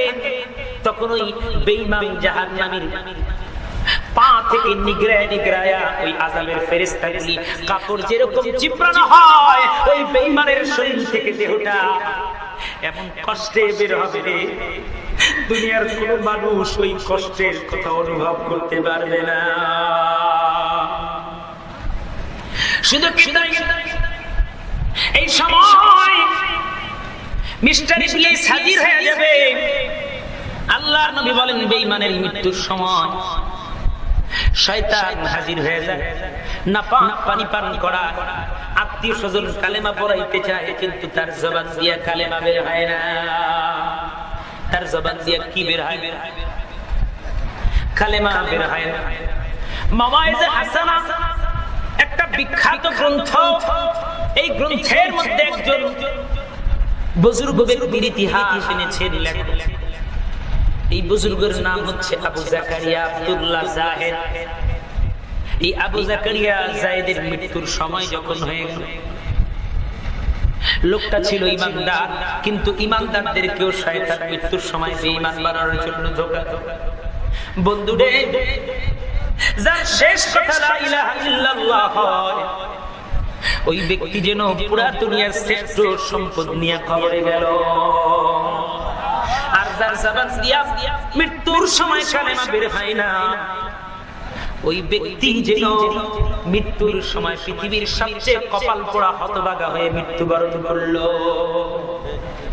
নাউজুবিল্লাহ বলবেন। আমার বাবারা, বন্ধুরা, মা বোনেরা, আজকে তো আল্লাহরে ভুলে আছি। একদল মানুষ নামাজের খবর নাই, একদল মা বোন আছে নামাজের খবর নাই, পর্দার খবর না, একবারও চিন্তা হয় না। বাড়ির পাশে গোরস্থান, কত মা বোন শুয়ে রয়েছে, বাবা কবরে শুয়ে আছে, দাদা কবরে শুয়ে আছে, আমাকেও একদিন এই অন্ধকার কবরে শুইতে হবে। কিসের পিছনে দৌড়াচ্ছি, কার পিছনে দৌড়াইতেছি, কি অবস্থায় আমার মৃত্যু হবে। এজন্যই কবি আইনুদ্দিন আল আজাদ রাহমাতুল্লাহ আলাইহি বড় সুন্দর কথা বলেছেন, ওরে মানুষ হইছো বেহুশ দুনিয়ার পিছে, কি জবাব দিবি রে তুই আল্লাহর কাছে, কি জবাব দিবি রে তুই আল্লাহর কাছে। ওরে মানুষ হইছো বেহুশ দুনিয়ার পিছে, কি জবাব দিবি রে তুই আল্লাহর কাছে, কি জবাব দিবি রে তুই আল্লাহর কাছে। দিনে দৌড়া দৌড়ি বিশ্রামের সুযোগটা নাই, নামাজ রোজা দূরের কথা আল্লাহর নামটাও মুখেতে নাই, ঠিক কিনা বলে? রাত দিনে দৌড়া দৌড়ি বিশ্রামের খবরটা নাই, নামাজ রোজা দূরের কথা আল্লাহর নামটাও মুখেতে নাই। টাকা পয়সা লইয়া কি কেউ কবরে গেছে, টাকা পয়সা লইয়া কি কেউ কবরে গেছে, কি জবাব দিবি রে তুই আল্লাহর কাছে, কি জবাব দিবি রে তুই আল্লাহর কাছে। আজকে দুনিয়ার পিছনে একদল লোক শুধু দৌড়াচ্ছে, শুধু দৌড়াচ্ছে। কবি কত সুন্দর করে বলেন, জাগা জিন লাগানে কি দুনিয়া নেহি হ্যায়, ইবরত কি জাহে तमाशा नहीं है, आबे अंदर जीरे किश्ती बस्तियां, आबेदर किश्ती हालाकी किश्तियां। কবি বড় সুন্দর কথা বলেছেন, ও দুনিয়ার মানুষ, দুনিয়াতে আনন্দ ফুর্তি করার জন্য আল্লাহ এই দুনিয়াতে তোমারে পাঠায় নাই, এই দুনিয়ার ভিতরে আল্লাহ তোমাকে পাঠিয়েছে ইবাদত করে আল্লাহওয়ালা মানুষ হয়ে কবরে যাওয়ার জন্য। তোমারে আল্লাহ দুনিয়াতে পাঠাইছেন জান্নাতি মানুষ হয়ে যাওয়ার জন্য। এই দুনিয়াটা আনন্দ ফুর্তি করার জায়গা না, দুনিয়াটা হইল নদীর পানির মতো, যতটুকু প্রয়োজন ততটুকু গ্রহণ করবা। নৌকার জন্য পানির প্রয়োজন আছে, এজন্য যদি কোনো আহাম্মক ওই পানিকে যদি নৌকার উপরে উঠে নেয়, যদি চিন্তা করে নৌকা চলার জন্য পানি লাগবে, কিছু পানি নৌকার মধ্যে উঠে নেই, নৌকা ডুববে না, ভাসবে, চিৎকার করে বলুন ডুবে যাবে। ঠিক তেমনি ভাবে দুনিয়াতে চলার জন্য দুনিয়া দরকার আছে বাবারে। আল্লাহকে ভুলে দুনিয়া অর্জন নয়, আল্লাহকে ভুলে যদি কেউ দুনিয়ার ভিতরে ঢুকে যায়, যেরকম নৌকার ভিতরে পানি উঠলে ওই নৌকা হালাক হয়ে যায়, ঠিক তেমনি ভাবে কেউ যদি পুরাপুরি আল্লাহকে ভুলে যদি দুনিয়ার পিছনে পড়ে যায়, ওই ব্যক্তির জীবনটাও ধ্বংস হয়ে যায়। আমার ভাইরা বলছিলাম, ইমানদারের মৃত্যুর সময় শয়তান ধোঁকা দেয়। আবু জাকারিয়ার যখন মৃত্যুর সময় হলো, তার বন্ধু তাকে কালেমা পড়াচ্ছে, ডাক দিয়া কয়, বন্ধু রে একটু কালেমা পড়ো, আশহাদু আল্লা ইলাহা ইল্লাল্লাহ ওয়া আশহাদু আন্না মুহাম্মাদান আবদুহু ওয়া রাসূলুহু। আবু জাকারিয়াকে কালেমা পড়তে বলে তার বন্ধু, কিন্তু জবান দিয়া কালেমা বের হয় না। ইমানদার বন্ধুর জন্য আরেক ইমানদার বন্ধুর পেরেশানির অন্ত নাই। মৃত্যুর সময় যদি কালেমা পড়তে না পারে, সারা জীবন তো নামাজ পড়তো, আল্লাহর পথে চলতো, কোনোদিন মিথ্যা কথা বলতো না, পরের ক্ষতি করতো না, জোর জুলুম করে কারো জমিও দখল করে না, কোনোদিন কারোর হক নষ্ট করে নাই, স্ত্রীকেও বেপরদা রাখে নাই। কেন রে তার জবান দিয়ে কালেমা বের হয় না? দ্বিতীয়বারও পড়ালো, তৃতীয়বারও পড়ালো, জবান থেকে কালেমা বের হয় না। বন্ধু পেরেশানিতে পড়ে গেছে, তিনবারই বন্ধুর জবান থেকে বের হয়ে আসছে পড়বো না। তৃতীয়বার বন্ধু ডাক দিয়া বলে, তুই দূর হয়ে যা। চতুর্থবার জবান খুলে গেল আবু জাকারিয়া, ডাক দিয়া বলে, বন্ধু এতক্ষণ আমার কাছে শয়তান ছিল, শয়তান আমাকে বলছিল, এরে জাকারিয়া তুমি বলো লা ইলাহা আল্লাহ নাই, নাউজুবিল্লাহ বলেন। কেমনে মরে বেঈমান হয়ে দেখেন। আবু জাকারিয়া বলে, না বলবো না, আল্লাহ আছে ইল্লাল্লাহ। দ্বিতীয়বার শয়তান ডাক দিয়া বলে, আবু জাকারিয়া রে, তুমি বলো ঈসা আলাইহিস সালাতু ওয়াস সালাম আল্লাহর সন্তান, নাউজুবিল্লাহ বলে। খ্রিস্টানরা মনে করে ঈসা কার পুত্র? আরো জোরে বলেন, আল্লাহর পুত্র। আল্লাহর কোন পুত্র আছে? পুত্র হওয়ার লেগে স্ত্রী লাগে নাকি লাগে না? এক লোক হুজুরের কাছে গেছে, কয় হুজুর দোয়া করেন আমার যাতে একটা ছেলে হয়। আপনি তো বুজুর্গ মানুষ, একটু দোয়া করলে আমার একটা ছেলে হবে। তো হুজুরে তার জন্য দোয়া করার প্রতিশ্রুতি দিল, যাও তোমার জন্য দোয়া করি, আল্লাহ তোমার একটা নেককার ছেলে সন্তান দান করুন। এক বছর পরে এসে কয়, হুজুর আপনার দোয়ার তো পাওয়ার নাই। বললাম একটা ছেলে হোক, এত দোয়া করলেন, কিন্তু দোয়ায় তো কাজ হইল না। হুজুর কয়, মিয়া তুমি কি বিবাহ করছো? বিয়া করছো? তোমার কি বিয়া হইছে? হুজুর বিয়া তো করি নাই। কি কয়? কয় বিয়ে তো করি নাই। হুজুর কয়, কিয়ামত পর্যন্ত দোয়া করলে তোমার ছেলে হবে না, কারণ ছেলে হওয়ার আগে তোমার যে ব্যবস্থা এটা আগে করতে হবে। তুমি ফসলের আশা করো, ক্ষেতেরই তো খবর নেই। আমার ভাইরা, এজন্য আশা করলেও তো ওই ব্যবস্থা আগে করতে হবে। শয়তান আবু জাকারিয়ারে শয়তান ধোঁকা দিচ্ছে। আবু জাকারিয়া বলতেছে ঈসা আলাইহিস সালাম আল্লাহর পুত্র। আল্লাহর পুত্র হওয়ার জন্য তো আল্লাহর স্ত্রী দরকার আছে কি না? তার মানে নাউজুবিল্লাহ, হযরত মারিয়ামের মতো একজন পবিত্র মেয়ে লোক, স্ত্রী লোককে আল্লাহর স্ত্রী বানাইছে। চিৎকার করে বলেন নাউজুবিল্লাহ। এটা করার কারণেই আল্লাহর কাছে চির লানাতুল্লাহি আলাইহি এই ঈসাই ধর্ম, অর্থাৎ তার পরবর্তীতে যারা ঈসা আলাইহিস সালামকে বিকৃত করছে, আল্লাহর পুত্র বলে ঘোষণা করছে, ওরা সবাই লানাতুল্লাহ আলাইহি হয়ে গেছে, অর্থাৎ কাফের হয়ে গেছে। আল্লাহর কোন পুত্র আছে? আরো জোরে বলেন, আছে। স্ত্রী, এই কথার দলিল কই? আমার বন্ধুরা, সূরা ইখলাস খুলে দেখুন, কুল হুয়াল্লাহ সূরা খুলে দেখুন। আল্লাহ রাব্বুল আলামিন ডাক দিয়া বলেন, কুল হুয়াল্লাহু আহাদ আল্লাহুস সামাদ লাম ইয়ালিদ ওয়া লাম ইউলাদ ওয়া লাম ইয়াকুল লাহু কুফুয়ান আহাদ। চিৎকার করে বলুন আল্লাহু আকবার। আমার ভাইরা, আল্লাহ রাব্বুল আলামিন কাফের বেঈমানরা যারা বলেন, কাফের বেঈমানরা যারা বলে আল্লাহর পুত্র আছে, স্ত্রী আছে, আল্লাহ তাআলা নবীকে ডাক দিয়ে বলেন, নবী গো আপনি জানায় দেন আমার উম্মতদেরকে, হুয়াল্লাহু আহাদ, আমি আল্লাহ এক। আল্লাহ কয়জন? আরো জোরে বলেন, কয়জন? আল্লাহ একজন। কারণ আল্লাহ যদি দুইজন হতো, একাধিক খোদা হতো, তাহলে দুনিয়ার নিয়ম কানুন ঠিক থাকতো না। আল্লাহ রাব্বুল আলামিন সূরা আম্বিয়ার মধ্যে আল্লাহ রাব্বুল আলামিন আলোচনা করেছেন।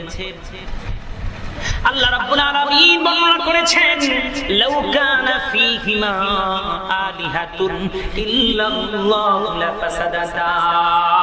আল্লাহু আকবার বলেন। আল্লাহ ডাক দিয়া কয়, দুনিয়ার মানুষেরা, ও বান্দারে শুনে রাখো রে, আমি আল্লাহ এক। আল্লাহ যদি আসমানের মধ্যে দুইজন হতো, তাহলে দুই আল্লাহর মধ্যে দ্বিমত হয়ে, সংঘর্ষ হয়ে আসমান ভেঙে তোমাদের মাথার উপরে পড়ে যেত। আল্লাহ কয়জন? আরো জোরে বলেন। এক এলাকায় দুইজন চেয়ারম্যান থাকলে গন্ডগোল লাগে কি লাগে না? এক এলাকায় দুইজন মেম্বার থাকলে গন্ডগোল লাগে কি লাগে না? শুধু কি তাই, এক এলাকায় যদি দুইজন আপন ভাই সমানে সমান হয়, তাও গন্ডগোল লাগে, মায়ের পেটের ভাই। কিন্তু সম্মানের ক্ষেত্রে এই জায়গায়ও হিংসার শেষ না, ঠিক কিনা বলে? তার মানে হইল আল্লাহ যদি দুইজন হতো, তাহলে ওই আসমানটা ঠিক থাকতো না। এক আল্লাহ কিন্তু সূর্য আজকে সকালে উঠবো, আর এক আল্লাহ কইতো না আজকে শহরিয়ার উপরে বৃষ্টি না হইব, মাহফিল করব না। গন্ডগোল লাগতো কিনা? মাঝখানে পাড়াপুতার পিছাতে আমরা রসুলের রফা দফা যেরকম হয়, পাড়াপুতার পিছারিতে আমাদের অবস্থাও তাই হইতো। দুই আল্লাহর বাড়াবাড়িতে আমরা শেষ হয়ে যেতাম। এজন্য আমার আল্লাহ এক, এজন্য কোনো গন্ডগোল নাই, মারামারিও নাই। আল্লাহ পাক হুয়াল আউয়াল ওয়াল আখির ওয়াজ জাহির ওয়াল বাতিন। ইমাম আবু হানিফা রাহমাতুল্লাহ আলাইহিকে ডাক দিয়া একজন নাস্তিক বলে, ওরে ইমাম, তুমি শুনে অনেক বড় আলেম, তুমি যে বলো আল্লাহ এক, ঠিক আছে মানলাম তোমাদের নবীরা আল্লাহ বানাইছে, আল্লাহ দুনিয়াতে আছে এটাও মানলাম। আচ্ছা বলো আল্লাহর আগে কে? কি কয় নাস্তিক? কি কয় আল্লাহর আগে কে? আল্লাহর আগে খুঁজে। আল্লাহর হাবিব বলছেন, যখন তুমি তোমার নিয়ে চিন্তা করবা, করতে করতে যখন তোমার হৃদয়ের মধ্যে এই প্রশ্ন আসবে, মা বোনরা লক্ষ্য করে শুনুন, শুধু কিসসা কাহিনী সকিনা বরিনার কাহিনী শুনলে কোনোদিন লাভ হবে না। কিছু সহি কথা শুনতে হবে আমলের নিয়তে, তাহলে এই ওয়াজ আপনার আমার জন্য হেদায়েতের জারিয়া হয়ে যাবে। কোরআনের থেকে টাটকা টাটকা কিছু কথা যদি শুনেন, এটা আপনার আমাকে হেদায়েতের জারিয়া হবে, জান্নাতে যাওয়ার জন্য উসিলা হবে। ঠিক কি না বলেন আমার ভাইরা? ইমামে আবু হানিফা রাহমাতুল্লাহ আলাইহি ডাক দিয়া বলে, সবকিছুর আগে কি এটা খুঁজতে যেও না, কারণ যদি এটা করো তাহলে তোমার ঈমান থাকবে না। কারণ এই প্রশ্ন কে উদয় করে? আরো জোরে বলেন। শয়তান। আরো কে উদয় করে? বলেন শয়তান উদয় করে। এজন্যই আল্লাহর রাসূল বলেছেন, আল্লাহ পর্যন্ত যাওয়ার পরে তোমার মনে যখন প্রশ্ন জাগবে আল্লাহকে কে বানাইলো, তখন বুঝবা মিস্টার ইবলিস দাতাইল্লাহ শয়তান তোমার কাছে হাজির হয়ে গেছে তোমার ঈমান নষ্ট করার জন্য। তখনই তুমি পড়ে নাও ফাস্তাইজ বিল্লাহ, তখন উঁচু কণ্ঠে আওয়াজ করে পড়ো আউযু বিল্লাহি মিনাশ শাইতানির রাজিম। সঙ্গে সঙ্গে শয়তান দূর হয়ে যাবে, আল্লাহ তোমার ঈমানটারে পরিপূর্ণ করে দিবেন। ইমাম আবু হানিফা কয়, ও নাস্তিক, তুমি তো আল্লাহর আগে খুঁজতেছো, তার মানে আল্লাহরে মানতে চাও না, এইজন্যই তোমার প্রশ্ন। তোমারে আমি একটা প্রশ্ন করি, যদি উত্তর দিতে পারো রে, আমিও তোমার উত্তর দিব আল্লাহর আগে কে ছিল। ইমামে আবু হানিফা রাহমাতুল্লাহ আলাইহি ডাক দিয়ে বলে, ওরে নাস্তিক, ওরে নাস্তিক, তুমি বলো 10-এর আগে কি? কয় 9, 9-এর আগে কি? 8, 8-এর আগে কি? 7, 7-এর আগে কি? 6, 6-এর আগে কি? 5, 5-এর আগে কি? 4, 4-এর আগে কি? 3, 3-এর আগে কি? 2, 2-এর আগে কি? 1, কয় 1-এর আগে কি? কয় 0, কয় 0-এর আগে কি ছিল? কয় 0, 0-এর আগে কি ছিল? কয় 0। কয় ওরে নাস্তিক, আল্লাহর কসম করে বলি, আল্লাহর আগেও কিছু নাই, আল্লাহর পরে আল্লাহই, আল্লাহর পরে আল্লাহই, আল্লাহর পরে আল্লাহই, আল্লাহর আগে আর কেউ নাই। আমার আল্লাহ চিরঞ্জীব, হুয়াল আউয়াল ওয়াল আখির, তিনি শেষ, ওয়াজ জাহির ওয়াল বাতিন, আল্লাহ প্রকাশ্যেও আছে, গোপনে আছে। তুমি আল্লাহর পিছনে পড়ো না। একের আগে যেরকম ভাবে শূন্য ছাড়া কিছুই নাই, আমার আল্লাহর আগেও কিছুই নাই। সুবহানাল্লাহ বলবেন না? শুধু সুবহানাল্লাহ বলবেন, আল্লাহু আকবার বলেন। আমার আল্লাহর আগে আর কেউ আছে? পৃথিবীর শুরুতে কে ছিল? পৃথিবীর শুরুতে কে ছিল? শেষে আল্লাহই থাকবে। বর্তমানে আল্লাহ বোধহয় চিনে গেছে নাকি আছে এখন? কিন্তু কিছু মানুষ এমন মনে হয়, এদের ভাব দেখলে মনে হয় যে আল্লাহ বোধহয়, এরা এমন ভাবে গুনার মধ্যে নিজেকে নিয়োজিত করে, ভাব দেখলে মনে হয় বোধহয় আল্লাহ নাই। আমার ভাইরা, এজন্যই আবু জাকারিয়ার ইন্তেকালের সময় শয়তান কয়, তুমি বলো ঈসা আলাইহিস সালাম আল্লাহর পুত্র, নাউযুবিল্লাহি মিন যালিক। তিনি কয় বলবো না। সর্বশেষ শয়তান আবু জাকারিয়াকে ডাক দিয়া বলে, এই যে একটু পানি আনলাম, এই পানিটা পান করো, মৃত্যুর সময় তোমার গলা শুকায় গেছে, মৃত্যুর সময় তোমার গলা শুকায় গেছে, একটু পানিটা পান করো। আবু জাকারিয়ার বুঝতে বাকি নাই, না পানি পান করায় বেঈমান বানায় মৃত্যু দিতে যায়, এইভাবে মৃত্যুবরণ করতে চায়। তার মানে শয়তানের উদ্দেশ্য শয়তানের উদ্দেশ্য হলো যাতে করে আবু জাকারিয়া সারা জীবন আমল করার পর বেঈমান হয়ে যাবে। কারণ শয়তান আমাদের প্রকাশ্য শত্রু, ইন্নাহু লাকুম আদুউম মুবিন। ঠিক কিনা বলুন? আল্লাহ বলছে শয়তান তোমাদের প্রকাশ্য শত্রু।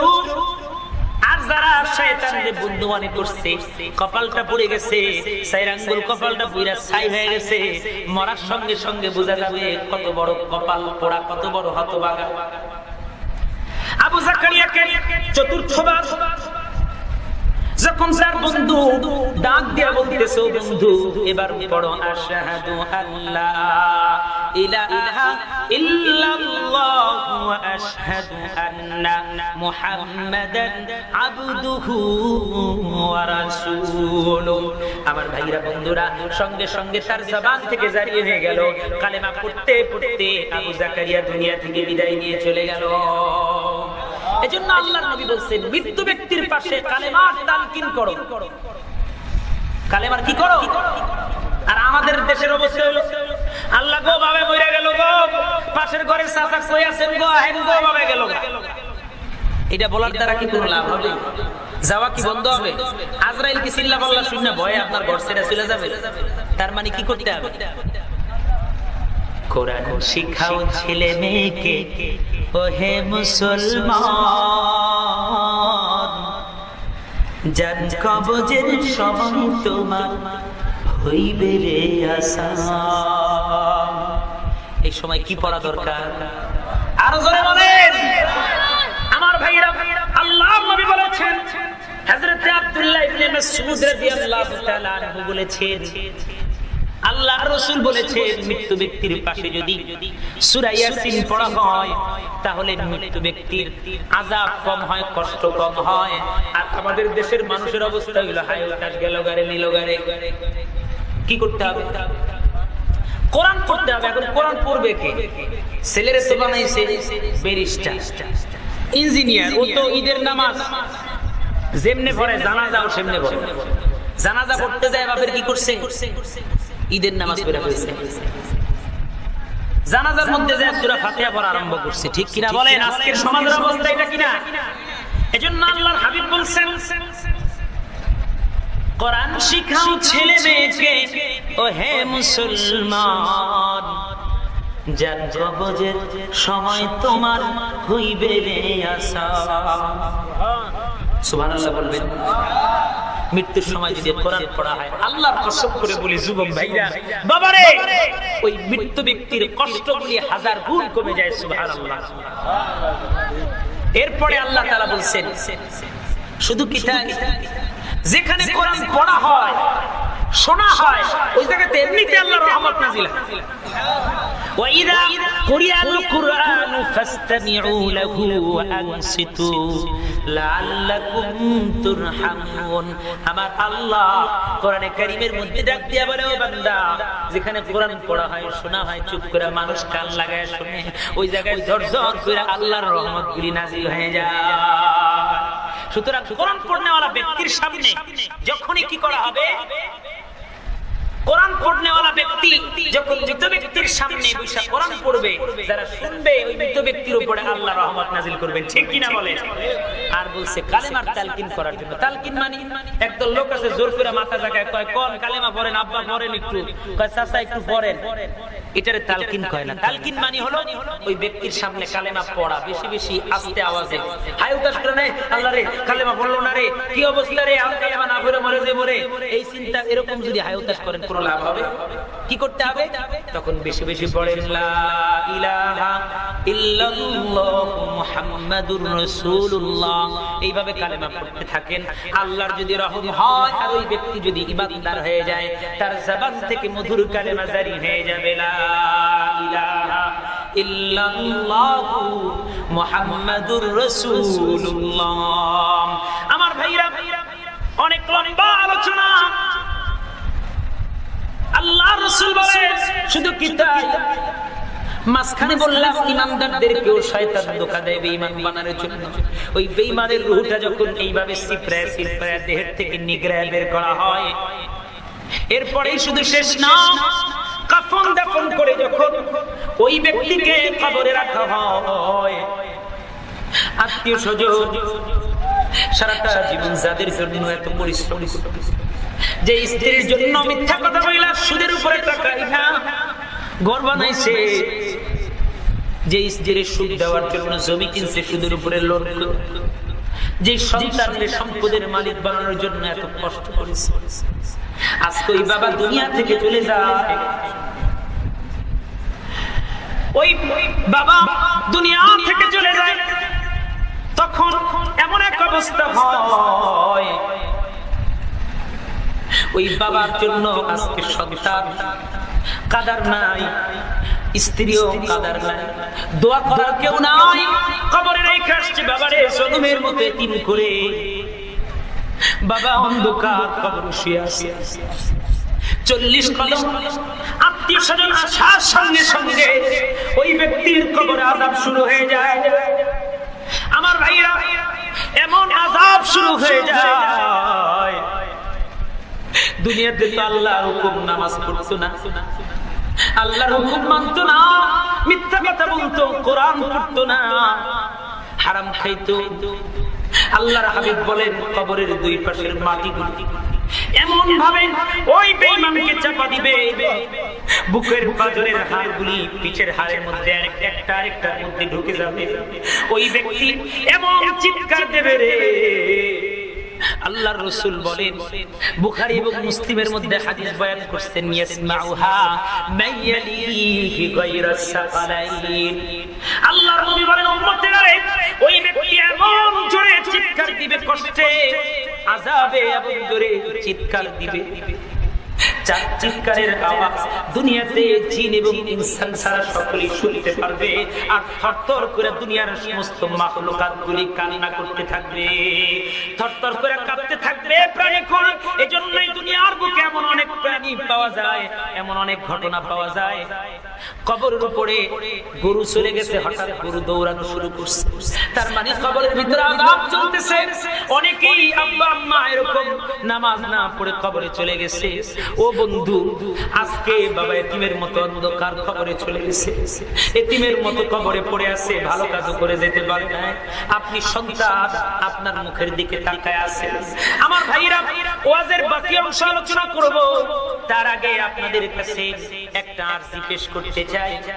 যাদের মা নাই, বাবা নাই, এরকম কারা কারা আছেন একটু হাত তুলে দেখান, একটু হাত তুলে দেখান। আল্লাহু আকবার, হাত নামান। যাদের মা নাই, বাবা নাই, হয়তো মা সংসারের কাজকর্ম করার কারণে 5 ওয়াক্ত নামাজ পড়ে যাইতে পারে না, বাবা 5 ওয়াক্ত নামাজ পড়ে যাইতে পারে না, কিন্তু মানুষ মরে গেলে মানুষের আমলের দরজা বন্ধ হয়ে যায়। কিন্তু 3টা আমলের দরজা মানুষের জন্য খোলা থাকে। কয়টা দরজা? 3টা। হযরত আবু হুরায়রা রাদিয়াল্লাহু তাআলা আনহু থেকে বর্ণিত, আল্লাহর রাসূল বলেন, ইযা মাতাল ইনসানু ইনকাতা আমালুহু ইল্লা মিন সালাস, মিন সাদাকাতিন জারিয়া আও ইলমিন ইউনতাফাউ বিহি আও ওয়ালাদিন সালিহ। আল্লাহর রাসূল বলেন, মানুষ যখন মরে যায় তখন মানুষের আর নেক কাজ করার মতো কোনো ক্ষমতা থাকে না, আমলের দরজা বন্ধ হয়ে যায়। কিন্তু 3টা আমল জারি থাকে। যদি ওই আল্লাহর বান্দা সদকা জারিয়া করে মসজিদ মাদ্রাসা বানায় যায়, অন্ধকার কবরে যাওয়ার পরে ওই ব্যক্তির আমল নামের সওয়াব বসতে থাকে। সদকা জারিয়া, মসজিদ মাদ্রাসা, এতিমখানা, রাস্তা, ব্রিজ, কালভার্ট, এগুলো যদি বানায় যায়, মানুষের সেবামূলক কাজ, এগুলো যদি করে যায় রে, ওই সওয়াব কিয়ামত পর্যন্ত কবরে বসতে থাকবে। আর এর উসিলা করে আল্লাহ তার কবরটাকে বেহেশতের বাগান বানায় দিবেন। শুধু কি তাই, আও ইলমিন ইউনতাফাউ বিহি, ওই ব্যক্তি যদি কাউকে কোনো নেক কথা, ভালো কথা শিখায় যায়, তারপরে সে যাকে ভালো কথা শিখাবে, কিয়ামত পর্যন্ত সওয়াব বসতে থাকবে। এরপরে আওয়ালাদিন সালিহিন ইয়াদউলা, কেউ যদি দুনিয়াতে নেককার সন্তান রেখে যায় রে, যেই সন্তান নেককার হবে, আল্লাহ ওয়ালা হবে, নামাজি হবে, এই দানের কারণে, এই নেক আমল করার কারণে সন্তানের বাপ মার কবরটারে আল্লাহ বেহেশতের বাগান বানায় দিবে। বেহেশত আজাদ ক্যা জারে নবাশাদ কাসে রাবা কাসে কারে নবাশাদ। আল্লাহ যখন এই কবরটারে বেহেশতের বাগান বানায় দিবেন, বাপ মা কবরে বসে যা চাইবে আমার আল্লাহ কবরের মধ্যে বাপ মাকে শান্তির উপকরণ তাই দিয়ে দিবে। দুনিয়া আমরা আলোচনা করতেছিলাম মৃত্যুর কষ্টটা বেঈমানের, এই বিষয়টা নিয়ে আমরা আলোচনা করতেছিলাম। আমার ভাইরা, কবরে যাওয়ার পরে যখন দুই পাশের মাটিগুলি যখন আস্তে আস্তে চাপতে শুরু করলো, আল্লাহ নবী বলেন উম্মতেরা এমন ভাবে কবরের মাটিগুলি চাপতে চাপতে এতটাই সংকীর্ণ হয়ে যায়, এই কবর কারোর জন্য জাহান্নামের একটা গর্ত হয়ে যায়। এজন্য আল্লাহর রাসূল বলেন, তিরমিজি শরীফের হাদিস, আল্লাহর নবী বলেন আল কবরু রাউযাতুম মিন রিয়াজিল জান্নাতি আও হুফরাতুম মিন হুফারিন নার। উম্মতেরা এই কবর কারোর জন্য আগুনের একটা গর্ত হয়, আবার কারোর জন্য এই কবর বেহেশতের বাগান হয়। চিৎকার করে বলেন আল্লাহু আকবার। আমার ভাইরা, এই কবর কারোর জন্য যখন ঈমানদার হয় তখন তার জন্যই কবর বেহেশতের বাগান হয়ে যায়, আর যখন বেঈমান হয় জাহান্নামের গর্ত হয়ে যায়। আল্লাহর হাবিব বলে ওই বেঈমানের হাড়গুলি মরমর করে যখন ভেঙে যায়, ইয়াসমাউহা মাইয়ালিহি গায়রা সাফালাইন। উম্মতেরা রে, ওই জাতের কসম করে বলি, ওই বেঈমান বেনামাজি নাফরমান সুদখোর মদখোর নেশাখোর আল্লাহকে ভুলনেওয়ালা ওই বেনামাজি মহিলা বেপরদা মহিলা কবরে যখন আযাব চলে রে, এমন জোরে চিৎকার দেয়, ইয়াসমাউহা মাইয়ালিহি গায়রা সাফালাইন। উম্মতেরা রে, ওই কবরে এত জোরে চিৎকার হয়, দুনিয়ার মানুষ এবং জিন এবং ইনসান ছাড়া সকলেই শুনতে পারে, কিন্তু মানুষ এবং জিন শুনতে পারে না। এর কারণ হলো এটাই তাদের জন্য পরীক্ষা। শুনলে পরে তো সব ঈমানদার হয়ে যাবে, ঠিক কিনা বলেন? ফেরাউন যদি কবরে যে শাস্তি হইব আর দুইবার মরতে হইব, এটা যদি জানতো ঈমানদার হইতো কিনা? শেষ সময় ঈমান আনছে, কিন্তু লাভ হইছে? লাভ হয় নাই। ঈমান আনতে হবে সময় মতো। ওই যে বলছি সময় 1 ফুট, অসময়ে 10 ফুট। এজন্য আমার ভাইরা, মৃত্যু বড় কষ্ট, বেঈমানের মৃত্যুটা বড় কষ্টের সাথে হয়।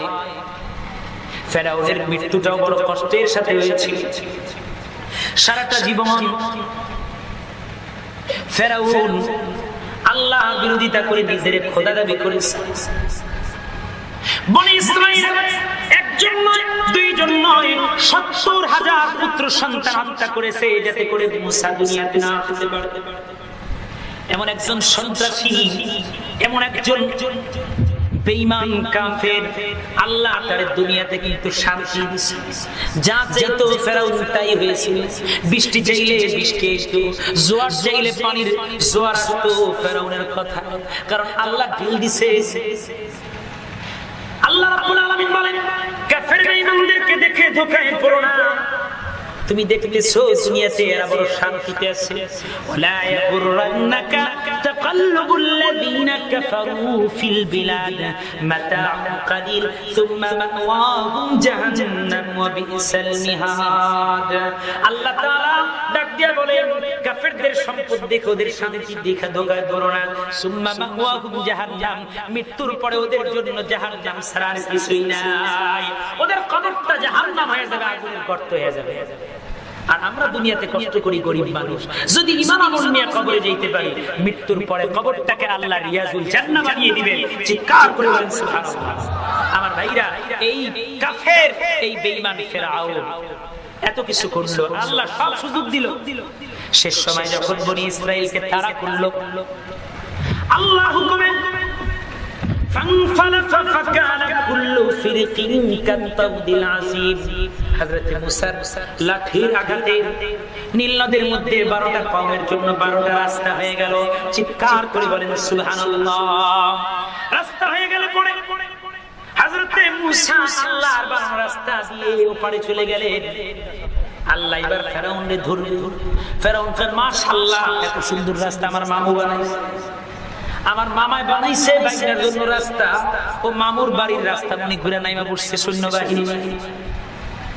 যখনই ওই রাস্তার মাঝবর্তী জায়গায় যখন ফেরাউন তার সৈন্যবাহিনী নিয়ে চলে আসছে, আল্লাহ তাআলা দুই দিকের পানিগুলো মিলায় দিলেন। কি দিলেন? দুই দিকের পানি মিলায় দিলেন। সারাটা জীবন বেঈমানি কাজ করছে, মৃত্যুর সময় এখন ঈমান আনবে। কি কয় ফেরাউন?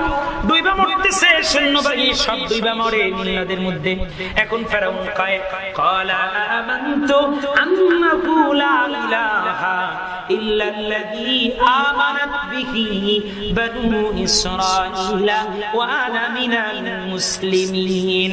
কয় আল্লাহ, বনি ইসরাঈল যে আল্লাহর প্রতি ঈমান আনছে, তুমি আল্লাহর প্রতি আমি ঈমান আনলাম, ওয়া আনা মিনাল মুসলিমিন, আমি মুসলমান। কি কয়? কয় আমি মুসলমান। ফেরাউন এখন মৃত্যুর সময়, মৃত্যু কষ্ট যখন শুরু হয়েছে, এখন কয় আমি মুসলমান। আল্লাহ কয় আল আনা ওয়াকাদ আসাইতা ক্বাবলু ওয়া কুনতা মিনাল মুফসিদিন। ও ফেরাউন, তুমি তো মুসলমান নও, তুমি হইছো সন্ত্রাসী, তুমি কাফের, তুমি বেঈমান। কারণ হাজারো মানুষকে হত্যা করেছো, আমি আল্লাহর বিরুদ্ধে কথা বলে নিজের খোদাই দাবি করেছো। তোমার মৃত্যু বড় কষ্ট হবে। আল্লাহ তাআলা নীল নদের মধ্যে সুবায়া ফেরাউনকে মারতেন, ঠিক কিনা? বেঈমানের মৃত্যু হয় এরকম। শুধু কি তাই, আল্লাহ রাসূল বলেন বেঈমান যখন কবরে রাখা হয়, তার আত্মীয়স্বজন তো চলে আসে। ও ভাই রে, ও বন্ধু, মা বোনেরা, কবরের কথা স্মরণ হয় না, কারণ মাটির উপরে চলি, মাটির নিচের খবর নাই। এই কবরের আযাব সম্পর্কে কোরআনে কারীমে ৭০ আয়াত এবং রাসূল ১০টা হাদিস বয়ান করেছেন। ১৭টা প্রমাণ আছে কবরের আযাব সত্য। এরপরে যদি কেউ মনে করে কোন নাস্তিক বেঈমান যে কবরে গেলে শাস্তি হবে না, ওর ঈমানই থাকবে না, ঠিক কিনা বলেন? কয়টা আয়াত নাযিল হইছে কবরের আযাব সম্পর্কে? ৭টা আয়াত, ১০খানা হাদিস। আমি আপনাদের সামনে কয়েকটা হাদিস বয়ান করছি। আল্লাহ রাসূল বলেন, যখন কোন বেঈমান, বেনামাজি, যখন কোন সুদখোর, জানাখোর, চোর, ডাকাত যখন আল্লাহর নাফরমানি করে তওবা ছাড়া যখন কবরে যায়, আল্লাহর নবী বলেন ওই পাপীর জন্য লাউ আন্না তিন্নিনা মিনহা মা নাফাখা বিল আরদি মা আমবাতাত খাদিরা। তিরমিজি শরীফের মধ্যে ইমাম তিরমিজি রাহমাতুল্লাহ আলাইহি সহিহ সনদে হাদিস বয়ান করছেন। আল্লাহ রাসূল বলেন, উম্মতেরা রে, আল্লাহ তাআলা জানায় দিয়েছেন, ও বান্দা শুনে রাখো রে, যদি গুনার কাজ করো রে, আমি আল্লাহ কিন্তু কবরে এমন এক সাপ বানাইছি, যে সাপ এত বিষাক্ত, যদি এই সাপ দুনিয়ার বুকে যদি একটা নিঃশ্বাস ছাড়তো, এর কামড় যে কতটা বিষাক্ত এটা বোঝার জন্য রাসূল হাদিস বয়ান করছেন। নিঃশ্বাস ফেললেও তামাম দুনিয়াতে জমিনের উপরে একটা ফসল উৎপন্ন হতো না, জমিনের সব সবুজ গাছগুলি মরে শুকিয়ে যেত। নাউযুবিল্লাহ কইলেন না? আল্লাহু আকবার। কেমন সাপ আল্লাহ বানাইছে। বর্তমানে বিভিন্ন ভিডিওতে আফ্রিকার জঙ্গলে দেখা যায় যে একটা সাপের পেটের মধ্যে ২৫০-৫০টা মানুষ ঢুকতে পারে। এত বড় বিশাল অ্যানাকোন্ডা সাপ আছে কিনা বলেন? তো কবরে আল্লাহ আল্লাহ কেমন সাপ আল্লাহ বানাবেন। এজন্য আল্লাহর নবী বলেন, উম্মতেরা, মা বোনেরা, আজকে পর্দা করো না, গুনার কাজ করো, চুলগুলি ছেড়ে দাও। অনেক মা বোন আছে চুলগুলি ছেড়ে রাস্তায় চলে। আল্লাহর নবী বলেন এই মা বোনগুলির চুলগুলি সাপ হয়ে কবরে কামড়াবে। এক একটা চুল সাপ হয়ে মা বোনদেরকে কামড়াবে। সেদিন বুঝবে চুল ছাইরা রাখার মজা কোথায়। শুধু কি তাই, আল্লাহ রাসূল সাল্লাল্লাহু আলাইহি ওয়াসাল্লাম বলেন কবরের মধ্যে এমন আযাব হবে কলিজা পর্যন্ত শাস্তিতে। কবরের ভিতরে যখন জাহান্নামের মধ্যে যখন রাখা হবে, কিয়ামতের বিচারের পরে জান্নাতীরা জাহান্নামীদেরকে ডেকে বলবে, একই এলাকায় বসবাস করত, একই এলাকায় থাকতো, একজন জান্নাতে আরেকজন জাহান্নামে। ডাক দিয়া বলবে, ও বন্ধু, তুমি কি লিগা জাহান্নামে? তখন এই বন্ধু ডাক দিয়া বলবেন, ক্বালু লাম নাকুম মিনাল মুসাল্লিন।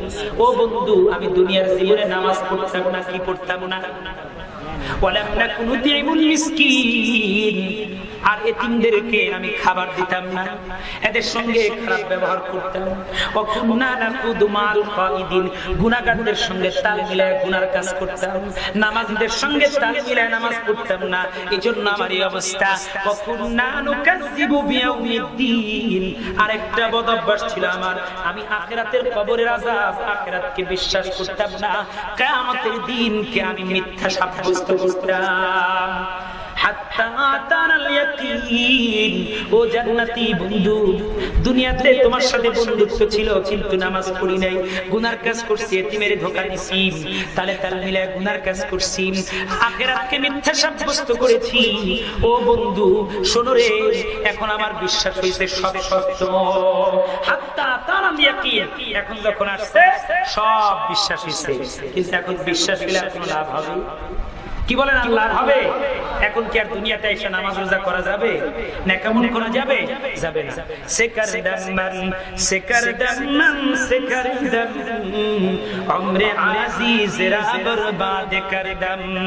বাবারে, দুনিয়াতে জীবিত থাকা পর্যন্তই আমলের দরজা খোলা আছে, দেহ থেকে শ্বাসটা বের হয়ে যাওয়ার পরে আর নেকামল করা যায় না। এজন্যই অনেক মানুষ কবরে যায়, কিয়ামতের ময়দানে, হাসরের ময়দানে কবরে অনেক মানুষ আফসোস করবে, হাতের চামড়া গুলি ছিঁড়বে, আফসোস করবে, নিজের কপাল থাবড়াবে, কিন্তু আফসোস করলেও আর নেকামলের দিনগুলি ফিরে আসবে না। এজন্য এখনই আল্লাহর পথে যেতে হবে। এই হইছে বেঈমানের মৃত্যুর অবস্থা, নেককারের মৃত্যুর অবস্থা। এবার শুনুন, নেককার যখন মৃত্যুবরণ করে, নেককারের মৃত্যুটা বড় শান্তির সঙ্গে হয়।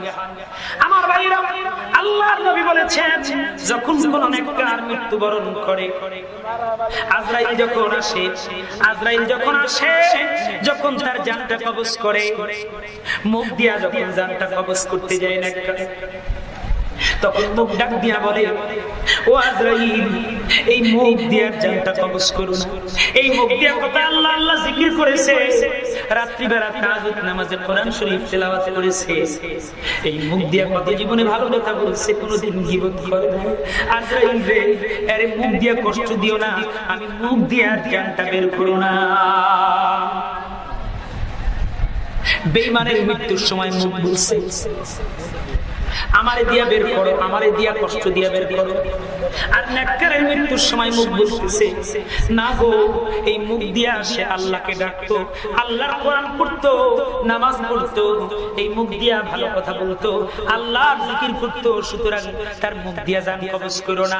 হাত থেকে বলবে, এই হাত দিয়া সে দান করতো, এই পা দিয়া সে ভালো কাজে মসজিদে ফজরের সময় যাইতো, সুতরাং এই হাত দিয়া পা দিয়া তার জানটা কবজ করো না। এরকম করে প্রত্যেকটা অঙ্গ, চোখ বলবে কোনদিন এই চোখ দিয়া খারাপ জিনিস দেখে নাই, বেগানা নারীর দিকে তাকায় নাই।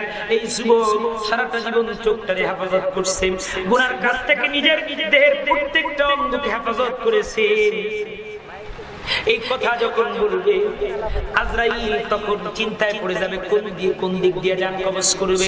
আল্লাহ রাব্বুল আলামিন তখন ডাক দিয়ে বলবেন, ও আজরাইল, এর জানটা কবজ করতে হলে তোমার হাতের মধ্যে আমার নাম আল্লাহ শব্দটা লেখো, তারে দেখাও।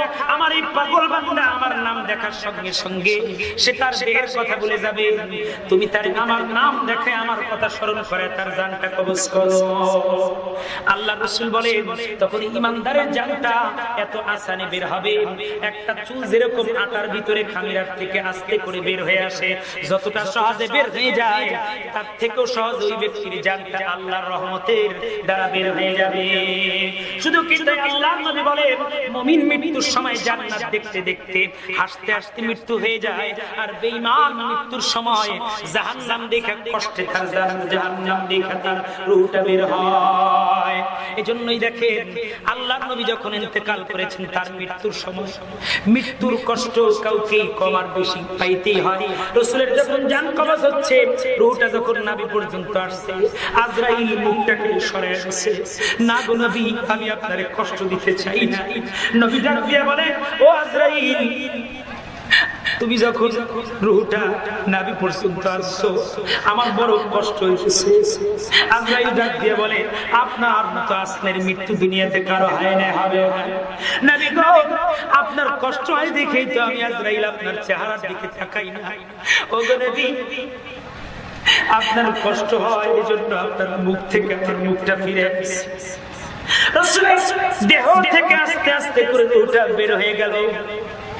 রাসূল বলতেছে আজরাইল রে, মৃত্যুর এত আসার হওয়ার পর এত কষ্ট, আর বেঈমানের মৃত্যু না জানি কত কষ্টে।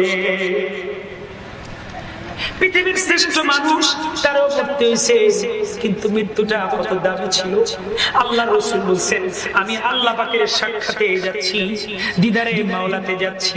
আমার ভাইরা বন্ধুরা, যদি আল্লাহর হুকুম নবীর তরিকা মতো আপনি আমি চলি আর ইমানদারের মতো জীবন যাপন করি, নবীর মতো আসানের মৃত্যু হবে, নবীর খাঁটি উম্মত হয়ে কবরে যাইতে পারবো। আর যদি আজকে নামাজ না পড়ি, মা বোনরা পর্দা না করে, হক হালাল পথে না চলি, মিথ্যা কথা বলি, গুনার কাজ করি, তাহলে মৃত্যু কিন্তু বড় কঠিন হবে। আর যদি নাকামল করি, মৃত্যুর পরে আল্লাহ রাসূল বলেন কবরে যাওয়ার পরে নতুন দুলার মতো তার মৃত্যু হবে। নাকানাউনাতিল আরুসিল্লাযী লা ইউকিযুহু ইল্লা হাব্বু ইলাইহি আহলিহি। নতুন দুলা যেরকম ভাবে, নতুন জামাই যেরকম ভাবে স্ত্রীর কাছে যায়, বাসর ঘরে ঢুকে আর আনন্দে ঘুমায়, নতুন দুলা দুটো ইমানদারকে আল্লাহ কবরে যাওয়ার পরে ফেরেশতা বলবে তুমি ঘুমাও, কোনো চিন্তা নাই, এক ঘুমে কিয়ামত হয়ে যাবে, আল্লাহ পাকের রহমত এসে যাবে কবরে, আর তার কবরটা রিয়াজুল জান্নাহ হয়ে যাবে। সুবহানাল্লাহ বলবেন না আমার ভাইরা? ওই জান্নাত আপনার আমার কবরটা হোক, এটা আমরা চাই। তাহলে আজকের থেকে আমরা নামাজ ছাড়বো না, মাপনাও নিয়ত করি আর কোনোদিন পর্দা ছাড়বো না। এরকম নিয়ত কার কার আছে একটু হাত তুলে দেখাই। আল্লাহু আকবার, আল্লাহু আকবার। আমার ভাইরা হাত নামান। মুক্তাসার সময়, অল্প সময় কবর নিয়ে যে আলোচনা করলাম, আল্লাহ তাআলা যেন আমাদের সবাইকে আমল করার তৌফিক দান করেন। কবরের কঠিন আযাব থেকে বেঁচে আল্লাহ যেন আমাদেরকে নেক আমল করে আল্লাহ পাকের জান্নাতের মালিক হয়ে, জান্নাতি মানুষ হয়ে, বেহেশতি মানুষ হয়ে আল্লাহ যেন আমাদেরকে কবরে যাওয়ার তৌফিক দান করেন।